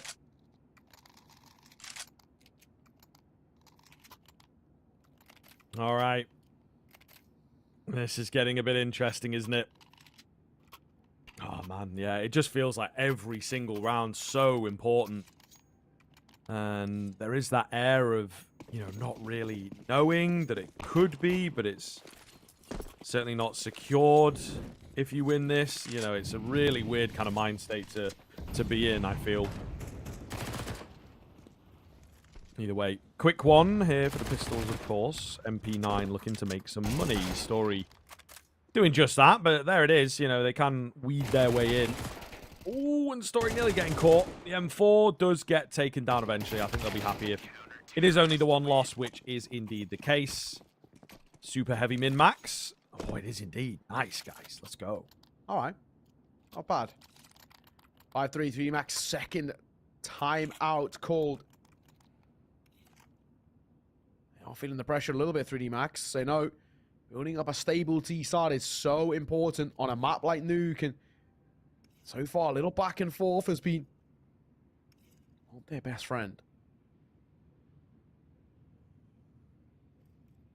I mean, this is a weird situation we find ourselves in a 3D Max, because if things go south into the second half, you've got, you know, top swan paws to work with. They're putting a lot of onus on this T side, hoping that things can continue in a somewhat positive fashion for them. Lose this round here, though, and they could be under a lot of pressure, especially financially. Saw would lock in 6. But also, it would mean probably a good chance and a very solid one at a 7th as well. Yeah, this is a very important round, especially for 3D Max. If they lose this, they're actually in a lot of trouble. Story, aggressive move, does manage to find it. Big, big kill. After you just laid down that notion, so... Let's see what 3D Max can cook up here with only 4 of them remaining. Saw again, though. You know, it just feels like such a sneaky little pocket pick. It's absolutely fantastic to see. And, yeah, setting themselves up in very good stead. Lucky on half HP is... not really the best for 3D Max. I don't know. Lack of utility. You know what I mean? It's really going to be hard for them to get back in. Aristosh. Up on high. Roaming up on close. He's getting a little antsy. He's going to test. He's going to win the fight. Nice little crouch peek. Like he gets caught. And so does Ecstasy's. Uh-oh. Oh, no. 3D Max, we said they needed this round. You lose this. Econ shattered. You know, a bomb plant at a bare minimum, but a round would be huge. And it looks like they might get neither.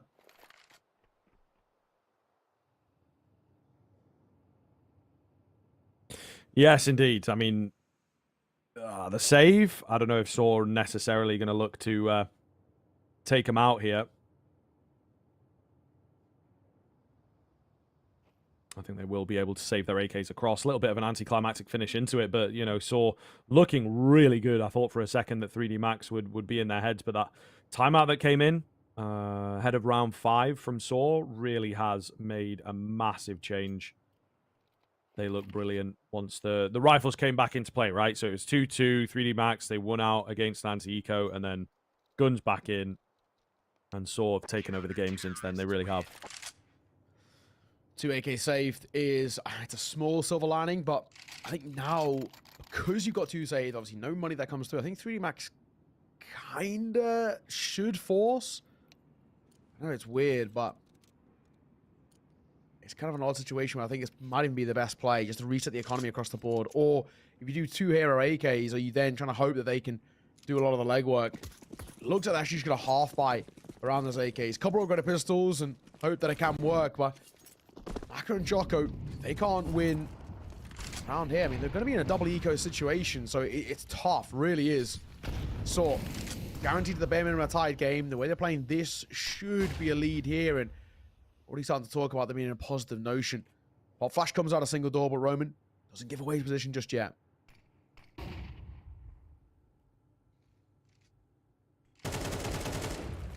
You jerks breaks the silence. Story with the AWP. Ooh, a little rough for him on the double scope, and yeah, now he's kind of locked in. Had to keep taking those fights. Mutiris actually going to let them cross a little bit, trying to get some timing here. It's rough for him. Does well there to find one. Surely got to get traded here. Lucky on the AWP. This is the shot.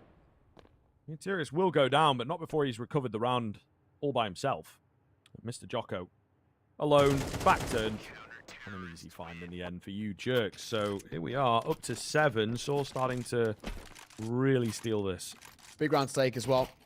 I mean, thankfully, they can kind of squeeze out a buy here for 3D Max, despite the double eco players they had. Lost bonuses kind of kept them alive. A couple of kills they got are okay, but might be a double glow. Yeah, double glow going to come through for Jocko and Maka.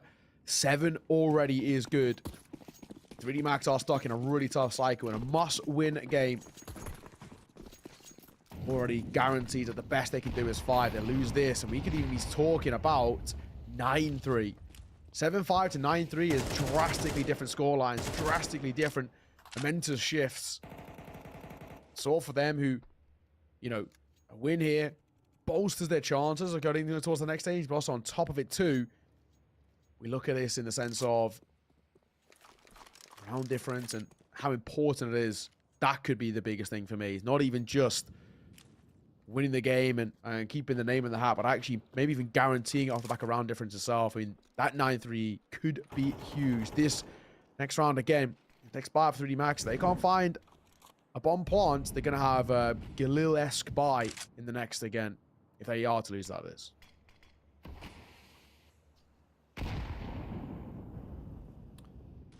Slow encroachment outside here. Another nade onto the smoke. Could be an opportunity for Mutiris. Doesn't quite rake it cleanly. However, I think Gravity might have, you know, made a panic step. So they'll be somewhat prepared for a player outside. A player to have dropped down, of course. Bomb not following. So 3D Max stuck for ideas. Only 30 seconds here now. They really do not have a lot of room. I'm not sure what Gravity's plans are because the bomb is not joining him. Uh-oh. I know I'll be joining. If you jerks smoke, you'll drop. Lucky will get one. So will Maka. Maybe round on here, but time's ticking. Time is really ticking. You've got 10 seconds to get a bomb down. Not looking good at all. They're actually going to find all the kills, though, sir. Just kind of catching, I think, Saw completely off guard. And that was maybe part of the plan, although not fully confirmed. You just hear Gravity running down below, and it's like, oh, there's only sort of 20 seconds left. Surely the rest of the team's going to be, like, behind him or joining him. So I think subconsciously getting a bit caught off on that Saw side. So, conversation back on for a decent enough half. I think 4, yes, absolutely makes a big difference, but 5 would be comfortable. True. Very true. Just the pistol required. Gravity. Oh my god. Yep. Down he goes. AK gonna picked up. Mutirius might just fall immediately, and he will. I mean, it's kind of a one-and-done angle, to be honest, there. It's good information gained towards our side at the very least. The orb spotted 1. Quite smartly, Story doesn't get baited in towards that tunnel vision fight here. And outside he'll get 1. Jocko is in 2 minds of where to look, and he will be caught.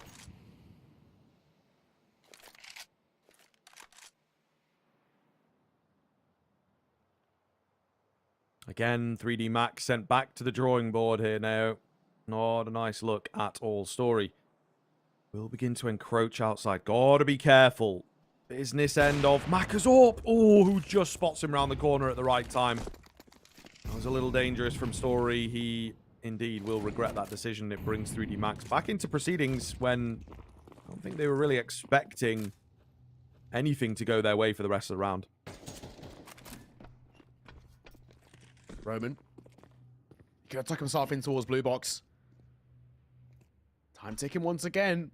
3D Max don't give themselves all the time to work with. Oh my god, nearly caught. Quick switching. It actually will be XSCs that falls, though. A little bit awkward. Maka getting another. And here we go. 3D Max might be on for it, but a Roz Dosh catching 1. Maka faking upstairs, faking downstairs. Where's he going? Nobody knows. That's so very cheeky from Maka. And he'll be able to get the plant downstairs. Rostosh still doesn't quite know until, you know, it's fully hammered in. So it buys Maka a bit of time to get a post plant going. Oh, he's watching the smoke as well. No! The timing of it, but Maka still gets the flick across. Oh my goodness. What a finish from 3D Max. 7-5, much better than the potential 9-3. We're going to take a break, but this all to play for game will continue very shortly.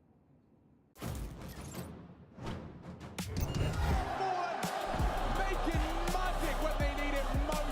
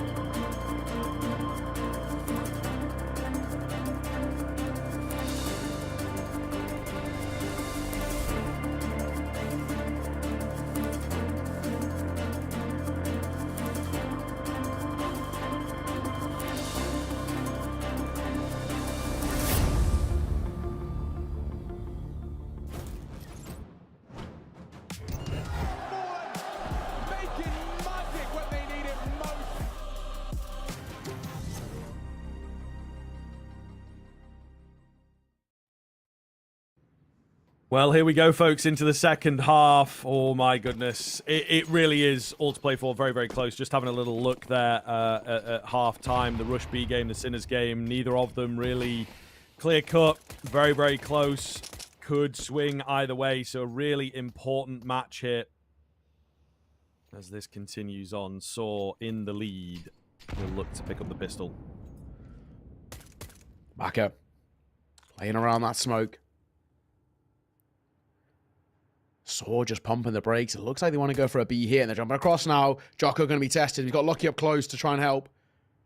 They jump across and they jump back. They're trying to bait in fights, but they don't commit to them.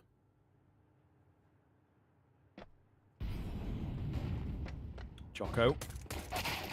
Oh, yeah, trying to draw him in, and he will do so. Lucky, however, only good for one, and Jocko nearly loses his own head. This could get a bit messy. Yeah, he's going to go down. Exorcy's the next to fall. So maybe over towards Hell. Didn't quite catch it. Maka, all the same, still sticking around and scaring him off of B. It might have worked. Gravity. He's got the read. He knows what's up. He hears him. Unfortunately, Maka will fall. He's not ready for the lurking presence. So it's Gravity with only 2 kills thus far in the game to find 3 to keep 3D Max solidly in the running. Quick flick on the first. That's a good sign.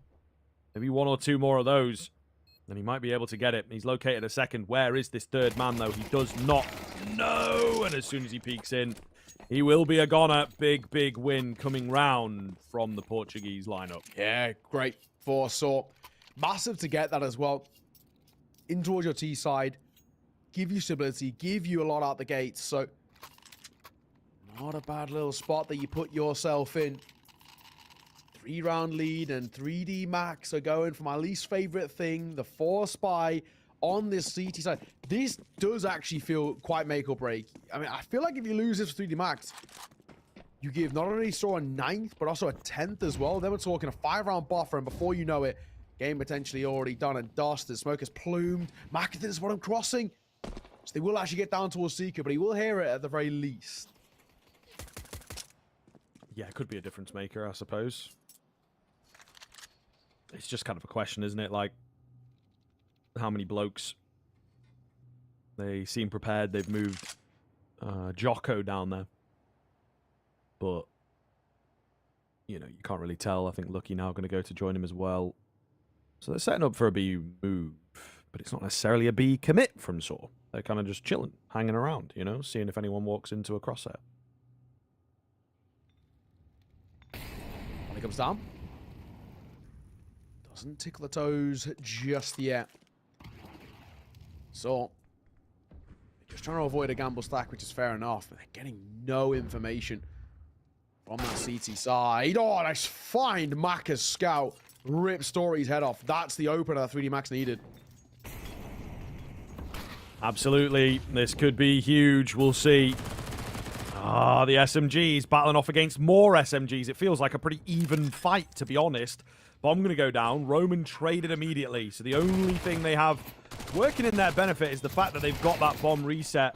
They really, really misread this one. I would have loved to see more rifles in on those fights. You know, leaving one upstairs. Just not really ideal. Funny little plant spot. Jocko waiting. They are looking to scoop up as much as they possibly can out from this one. I suppose, yeah, maybe a little bit unlucky, but the AK upstairs, the Galil banged. Still, I think you've got to have at least one more rifle in there, don't you? The 3 MAC-10s is a bit cheeky. Also, if there's anybody out there that plays in, you know, sort of mid-level teams and whatnot, having this game on the second monitor, 3D Max, CT side, whenever they lose the pistol, they're always going in for like 4 or 5 MP9s. Sure. They absolutely love it, and they're looking to scrap you. So make sure you make a note of that one. Yeah, no, exactly. Honestly, credit to them. Really well converted. I think you're right, though, Saw. I think maybe not giving enough respect to 3D Max. They come in with MAC-10s, they're flying in towards fights, thinking it's probably pistols and no armor and all the rest, but it wasn't. That's 1 for 5 on the CT win so far. So, I mean, numbers still aren't great, but at least it's better than 0. No force out for Saw in response because they will have money to buy in towards the next.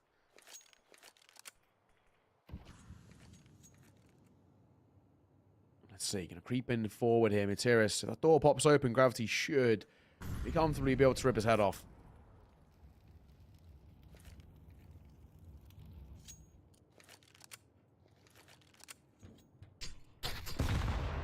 Oh, big nade. Doesn't get much bigger than that, to be honest. Exorcist looking good. Materis will manage to find one. He's got that bomb. He's going down. He's coming back up. Getting a couple kills in places, but Materis, not really all that much that he can do. He's found a smoke, though. He'll keep him guessing here. He will keep him guessing.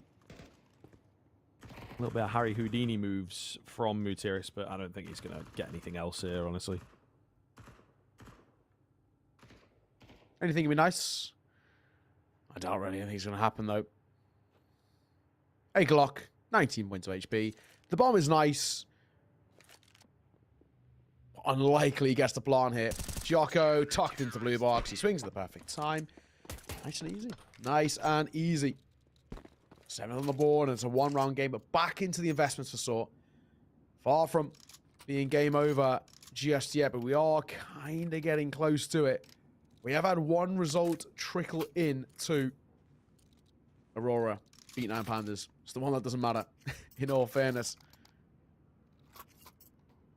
Did have also Sinners were playing out against Monty. I'm trying to find it now.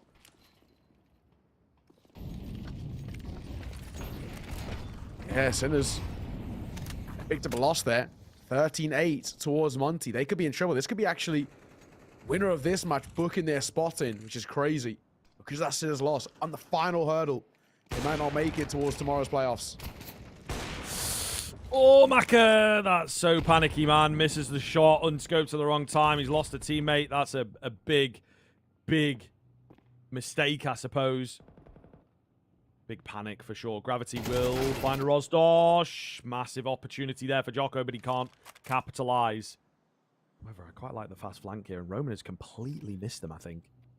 I'll have a bit of an idea, but not a full one. The bomb goes down, and they're going to move to save. Roman gets unlucky. Oh, okay. Tension, for sure, especially for 3D Max. We've got a few of these players looking nervy, but ultimately, Saw will take the round. It will be a save. Yeah, I think he's one of those where they really can't afford to do anything else there for 3D Max. They're out of there. Not bad. Not bad at all.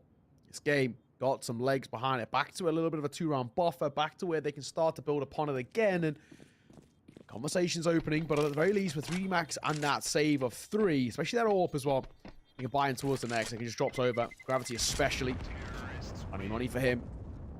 Plenty of money as well for Lucky and Jocko. So they facilitate a reinvestment. No issues. So it's like a 2-round lead, but they should expect at the very least that this is going to be a very comfy reinvestment back in for the French side. So it's still absolutely anybody's game. And even then, after the reinvestment, there's still decent money to work with over towards 3D Max in the long term. So if Saw want to do this, they've got to do it on gun rounds, and gun rounds consistently too. And alive. This is very interesting. Attack ball's going to be called in. So, getting on the mic. With things currently stand, Saw are going towards the playoffs tomorrow. That's how they currently stand.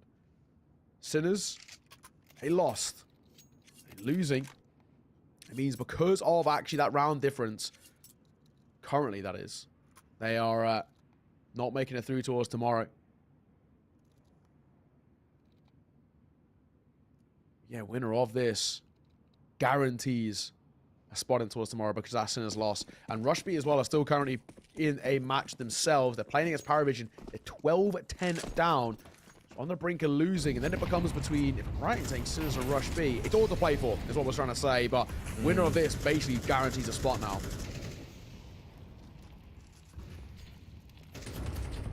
Ooh, double nade. U-Jerks takes minimal damage from it. Actually going to be the one to find the frag. Thought surely he'd go south there, take a lot of damage, get finished, but not the case.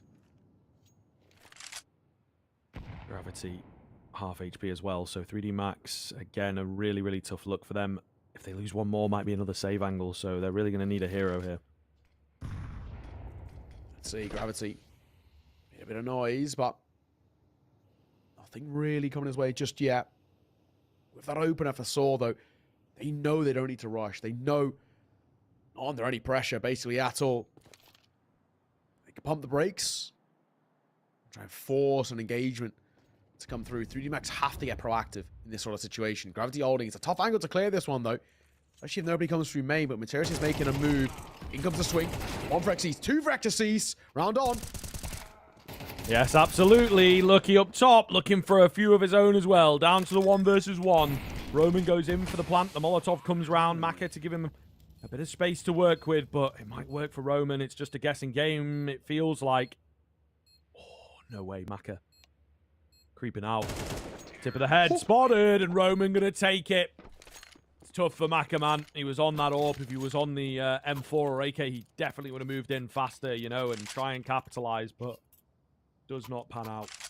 I like the idea. It's a little one-way in which he tries to creep his way out, but also, you know, there's 2 sides to it. Yes, it's a one-way, but it's a known one at that. They know he's in towards heaven. They know he's trying something a little cheeky with that smoke, and yeah, not to be 10-7. 3 rounds ahead, 3 rounds away. Saw are so close to booking their spot in towards that next stage.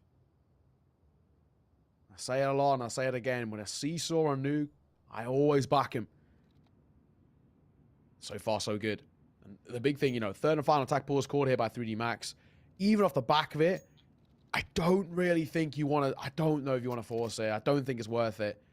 Half by Saw got up to 11, and then 3D Max hope to try and settle things in towards the next, but not giving themselves a lot of chances. Let's go, round number 18. Saw, they are so close to the finish line now. Indeed, indeed. 5 7s across the board, though. This is where Counter-Strike comes alive with 3D Max. Can steal this. Back in the day, French sides and Force Buys went hand in hand. They were explosive. They were wild. They were crazy. We've already talked about the MP9s and how 3D Max loved doing that. That was actually a bit of a strat back in the day. I believe G2, French G2 used to do it all the time. Might even be a historian out there that can kind of correct me. It might go further back than that. Gravity, though. Oh, trying to bait them in. Such a dangerous spot. They go barreling through. Xyz for his first. Trying to draw in a few more. Oh, I did say 2 remain here on the team side. Gotta watch that smoke. You never know what might happen. Story left all alone. The panic setting in. 1 versus 2. Certainly not out of the question. Lucky's 3 HP and Maka incredibly low. Comes up the vent. Molly goes round. Smart stuff from Story. Get that plant in. Knows that they might be flanking him. Nice and quick. Can he find the resets here, though, Neo? That's the question. Yes, for the first. Did he spend the second? Lucky so low. Lucky looking down. He's going to find it. 3D Max has stolen away the round. And oh my God, Lucky, thankfully, doesn't fail the jump either. Oh my God. Close. Close. But no cigar.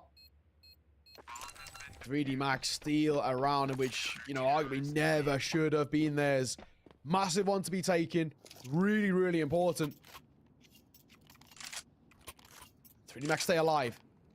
At the very least, Saw still have that buffer, but they don't have the buy.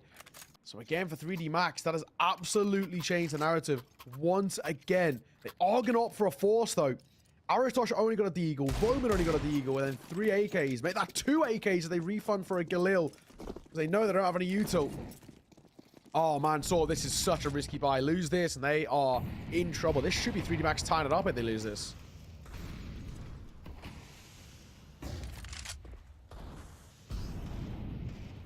Nothing ringing off early, just the trading of nades outside in particular. We'll be lucky that first line of defense. Nothing to really deal with him. Brave from Story, man. They weren't stacked super well. And now the smokes come in.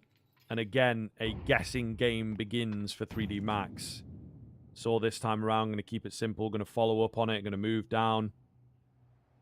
At least sending 1 in there. I think Story's also down as well. Yeah. So, bit of pressure on the B-bomb side for Saw.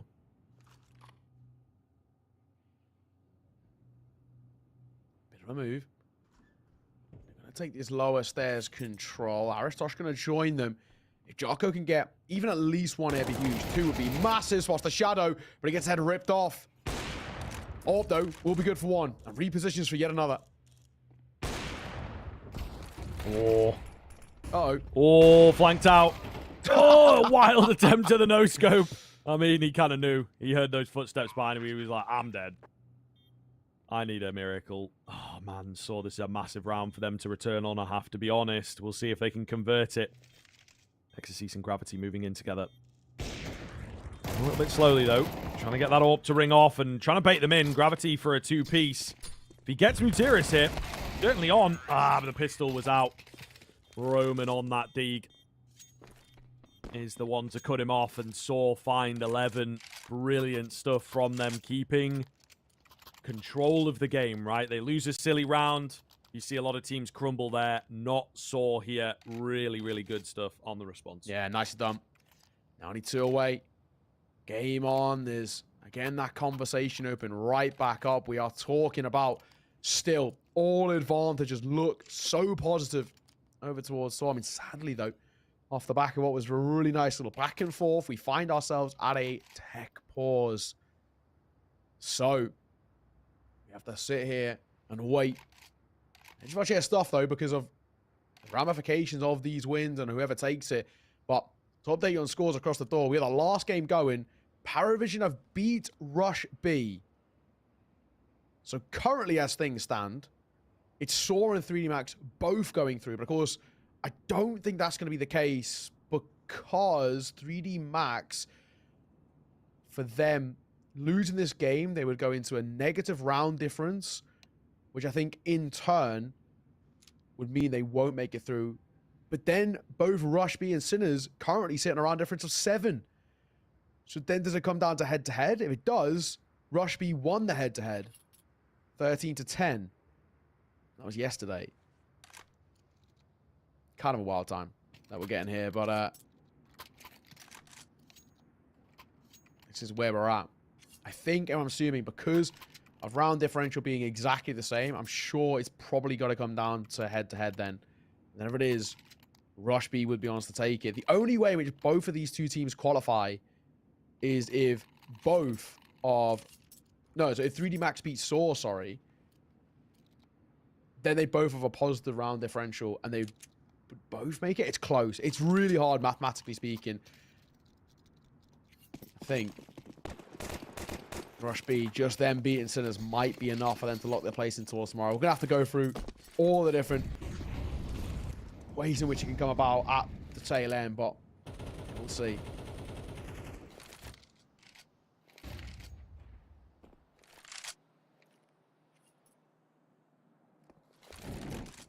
Pistols out again, though. They made this work. Lucky. Trying to indeed find some timing that works for him.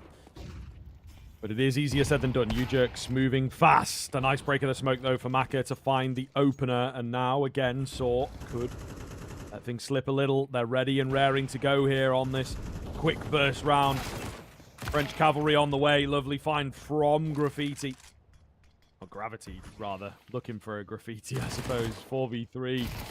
As Exorcist will double up. Rozdosh incredibly low. Surely not going to be able to get anything here. Just try and trim the numbers, take some guns away. Yeah, last man in this round here. And again, 3D Max making these low to no buys work. Kind of ridiculous. Irish Dosh may have been spotted there. I feel like he's hard trained on the angle, so I think he has. Lucky. Continues the jiggle peek. Irish Dosh going to double back. What's the idea? I think like this one is probably a no-show. But, yeah, I mean, it has to be said. 3D Max finding good consistency, actually, when it comes towards these lower buy rounds, which, at the very least, is keeping them afloat. But they still are, without a doubt, far from done here. Aristotle should be given the luxury of a save.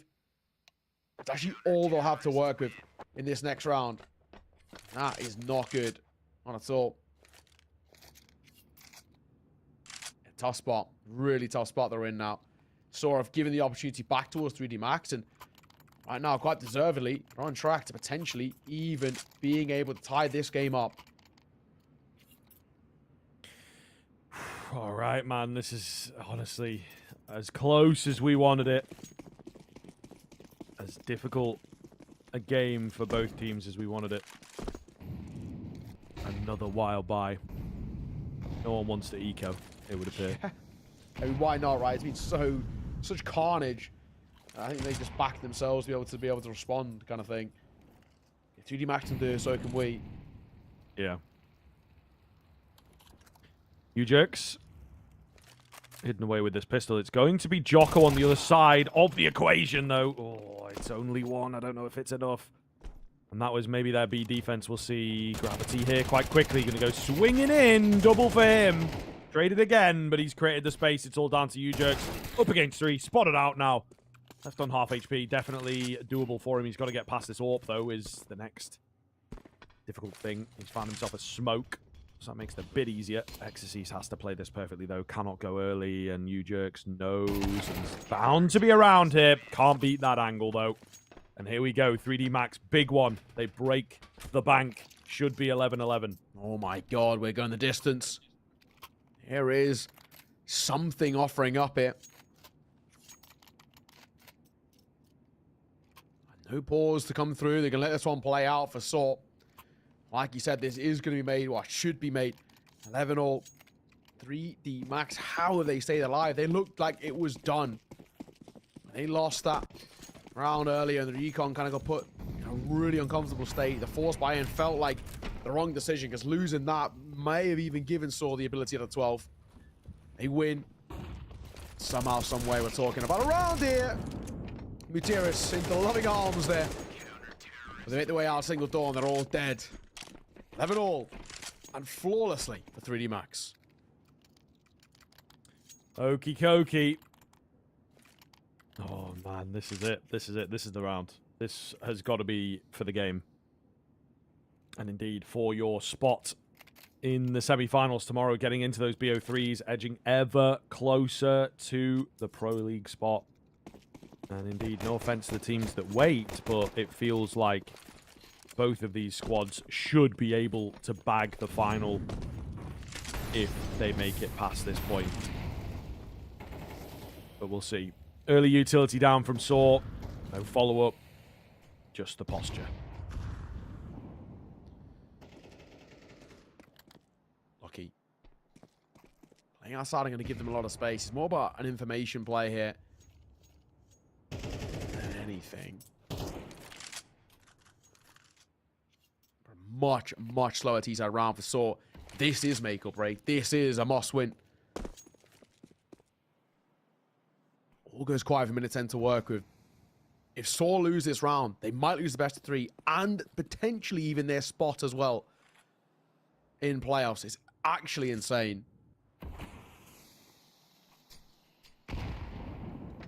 Oh, Lucky. Doesn't want to take a stray one in the head. Gravity. Gotta hold the line here. Nearly catches a straggler. Meanwhile, Maka out in towards ramp. Nice find from him. Drops down. Molly to back it up. Jocko's found 2 in the halls. Oh no. Saw have got to recover a 2 versus 5. The first comes easy. The next 4, not so much, I would imagine. Exorcist and the rest behind the site here. They're giving it a good, solid go. It's just too many to find, you feel. Exorcist ready and waiting for Maka. Oh, goodness. Maka comes up and finds the kill. Thank God for 3D Max. Oh my god, Udrick as well. He sold the fake jump. Oh, that so nearly led to 2. It's kind of ridiculous, but a 12-11 final tack pause for Saw. And I mean, they've got loss bonus, yeah, max in that of 3.4, but even then, buying is so hard here. They're going to have a little bit of a miracle if they want a chance of taking this and pushing it towards overtime. Oh my. 12-11. 3D Max. That round there, converting it, might have just been that final hurdle that they needed, at least confidence-wise, to book a spot in towards tomorrow's playoffs. And in a ridiculous fashion, I mean, the top 4 coming in towards the final best of ones, all on the same game, 4-2, 4 wins, 2 losses. And it was all down to round differential. And it looked like actually at one point, if Sinners and Rush B had won, that neither of these 2 teams would have a chance. And now it's guaranteed that the winner of this matchup makes it through. So, tries to go quick, but they met with a barrage, a util. And Gravity going to stick around for the fight. He knows he has to hold down single door, but they're out. And they're down vent as well. Jocko. Oh, doesn't quite win the spray down, but he's looking good earlier on.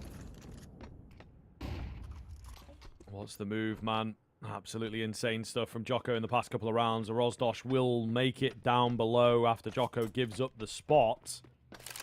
And a bomb plant. Oh, could be a bit weird. Could be a bit weird. 3D Mac's going to have to spend a lot of time clearing angles here now. Maka on that backside. Roman with the Mac 10. No, it's just wild. They're barreling in as a 3, as a 4-man unit. I can't see this going south. And now that Mac has found his kill, I don't know, Scream, I think this is done. Could be the case, man. Serious. Holding down below. Low HP for him. He's got to find us at least one from here. He does. A Rozdosh, though, I mean, it's not impossible. He's trying to find it through the smoke. Not going to happen. And 3D Max will do it. 13-11. It is indeed a victory. Is it enough for them, though, is the big question, right? The round differential there. Is that going to play out for them? You know, there's so many questions, but they get the victory in the bag. And with the way things have gone for, you know, their main competitors, Sinners and Rush B, I think it might make the difference. Yeah. I mean, I can confirm that 3D Max are guaranteed. The only side, I was going to say. The only side that got 5 wins now. So they are guaranteed to make it through. Both Rush B and Sinners lost their final best of ones. So with that win for 3D Max, they're guaranteed. The only question is about Soul. Take a look about how those games went on the final best of ones. We said there was 4 teams that were going in towards that one with only 2 spots available. 13-11, 3D Max take a win over Swords. We've just seen 13-3. The Raw 9 Panthers, that one was, you know, didn't really make a difference. Both of the sides were guaranteed not to make it. But Monty upset Sinners 13-8 on DOS 2, and Paravision upset Rush B 13-10. So Rush B and Sinners, who were top of the scoreboard heading in towards that final game, now both of them potentially could not make it. I think with round differential, there's a world in which Rush B might be the side to see it over. We'll have to take a look at the standings, see how things look off the back of that. We can get it confirmed. 3D Max and Saw will make it through. So Saw do make it on round differential. That's what I was saying, kind of, you know, when we had a pause and we were saying the only way is if 3D Max win this is a chance of both going through because of the loss and because of the round differential. Yeah. And but at that point it was like 11-8 towards Saw. So I didn't even think it was really a possibility. Now in hindsight, how much of a difference that has made. So I think if I'm right in saying, judged by maths, Saw made it by one round differential. It could be a bit of both as well. Saw won the head-to-head. It's true. So it's a little tough for us to fully know without, you know, sort of tournament ops being in our ear. I think you're right. If it's done on head-to-head, then, you know, Saw definitely will take it. But I think you're also right in terms of round differential, in terms of the fact that they bring that last map in particular really close. I think, regardless of how it's been done, they'd win it on both counts. Yeah. So, you know. Big thing is as well, when we look towards this tournament, best of ones, generally people have a lot of question marks about. I thought this was sick. I thought it was very, very exciting. Getting those storylines down to the last kind of game as well. Not something you get in terms of best of 3s like that. So very fresh, very exciting. Of course, it's all for one spot, and it's only day 2 of 3. We have got more action tomorrow. We've got 3 games on your screens, 2 semifinals, 1 grand final. Ex-Guild Eagles and Bahawi wait in the wings. You know, they came through kind of national qualifiers. So that is all to play for. But, you know, a really, really exciting thing.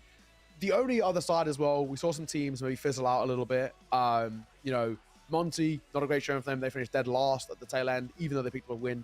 9 Panthers, Paravision, Aurora. I think all of them really didn't showcase maybe what they should have.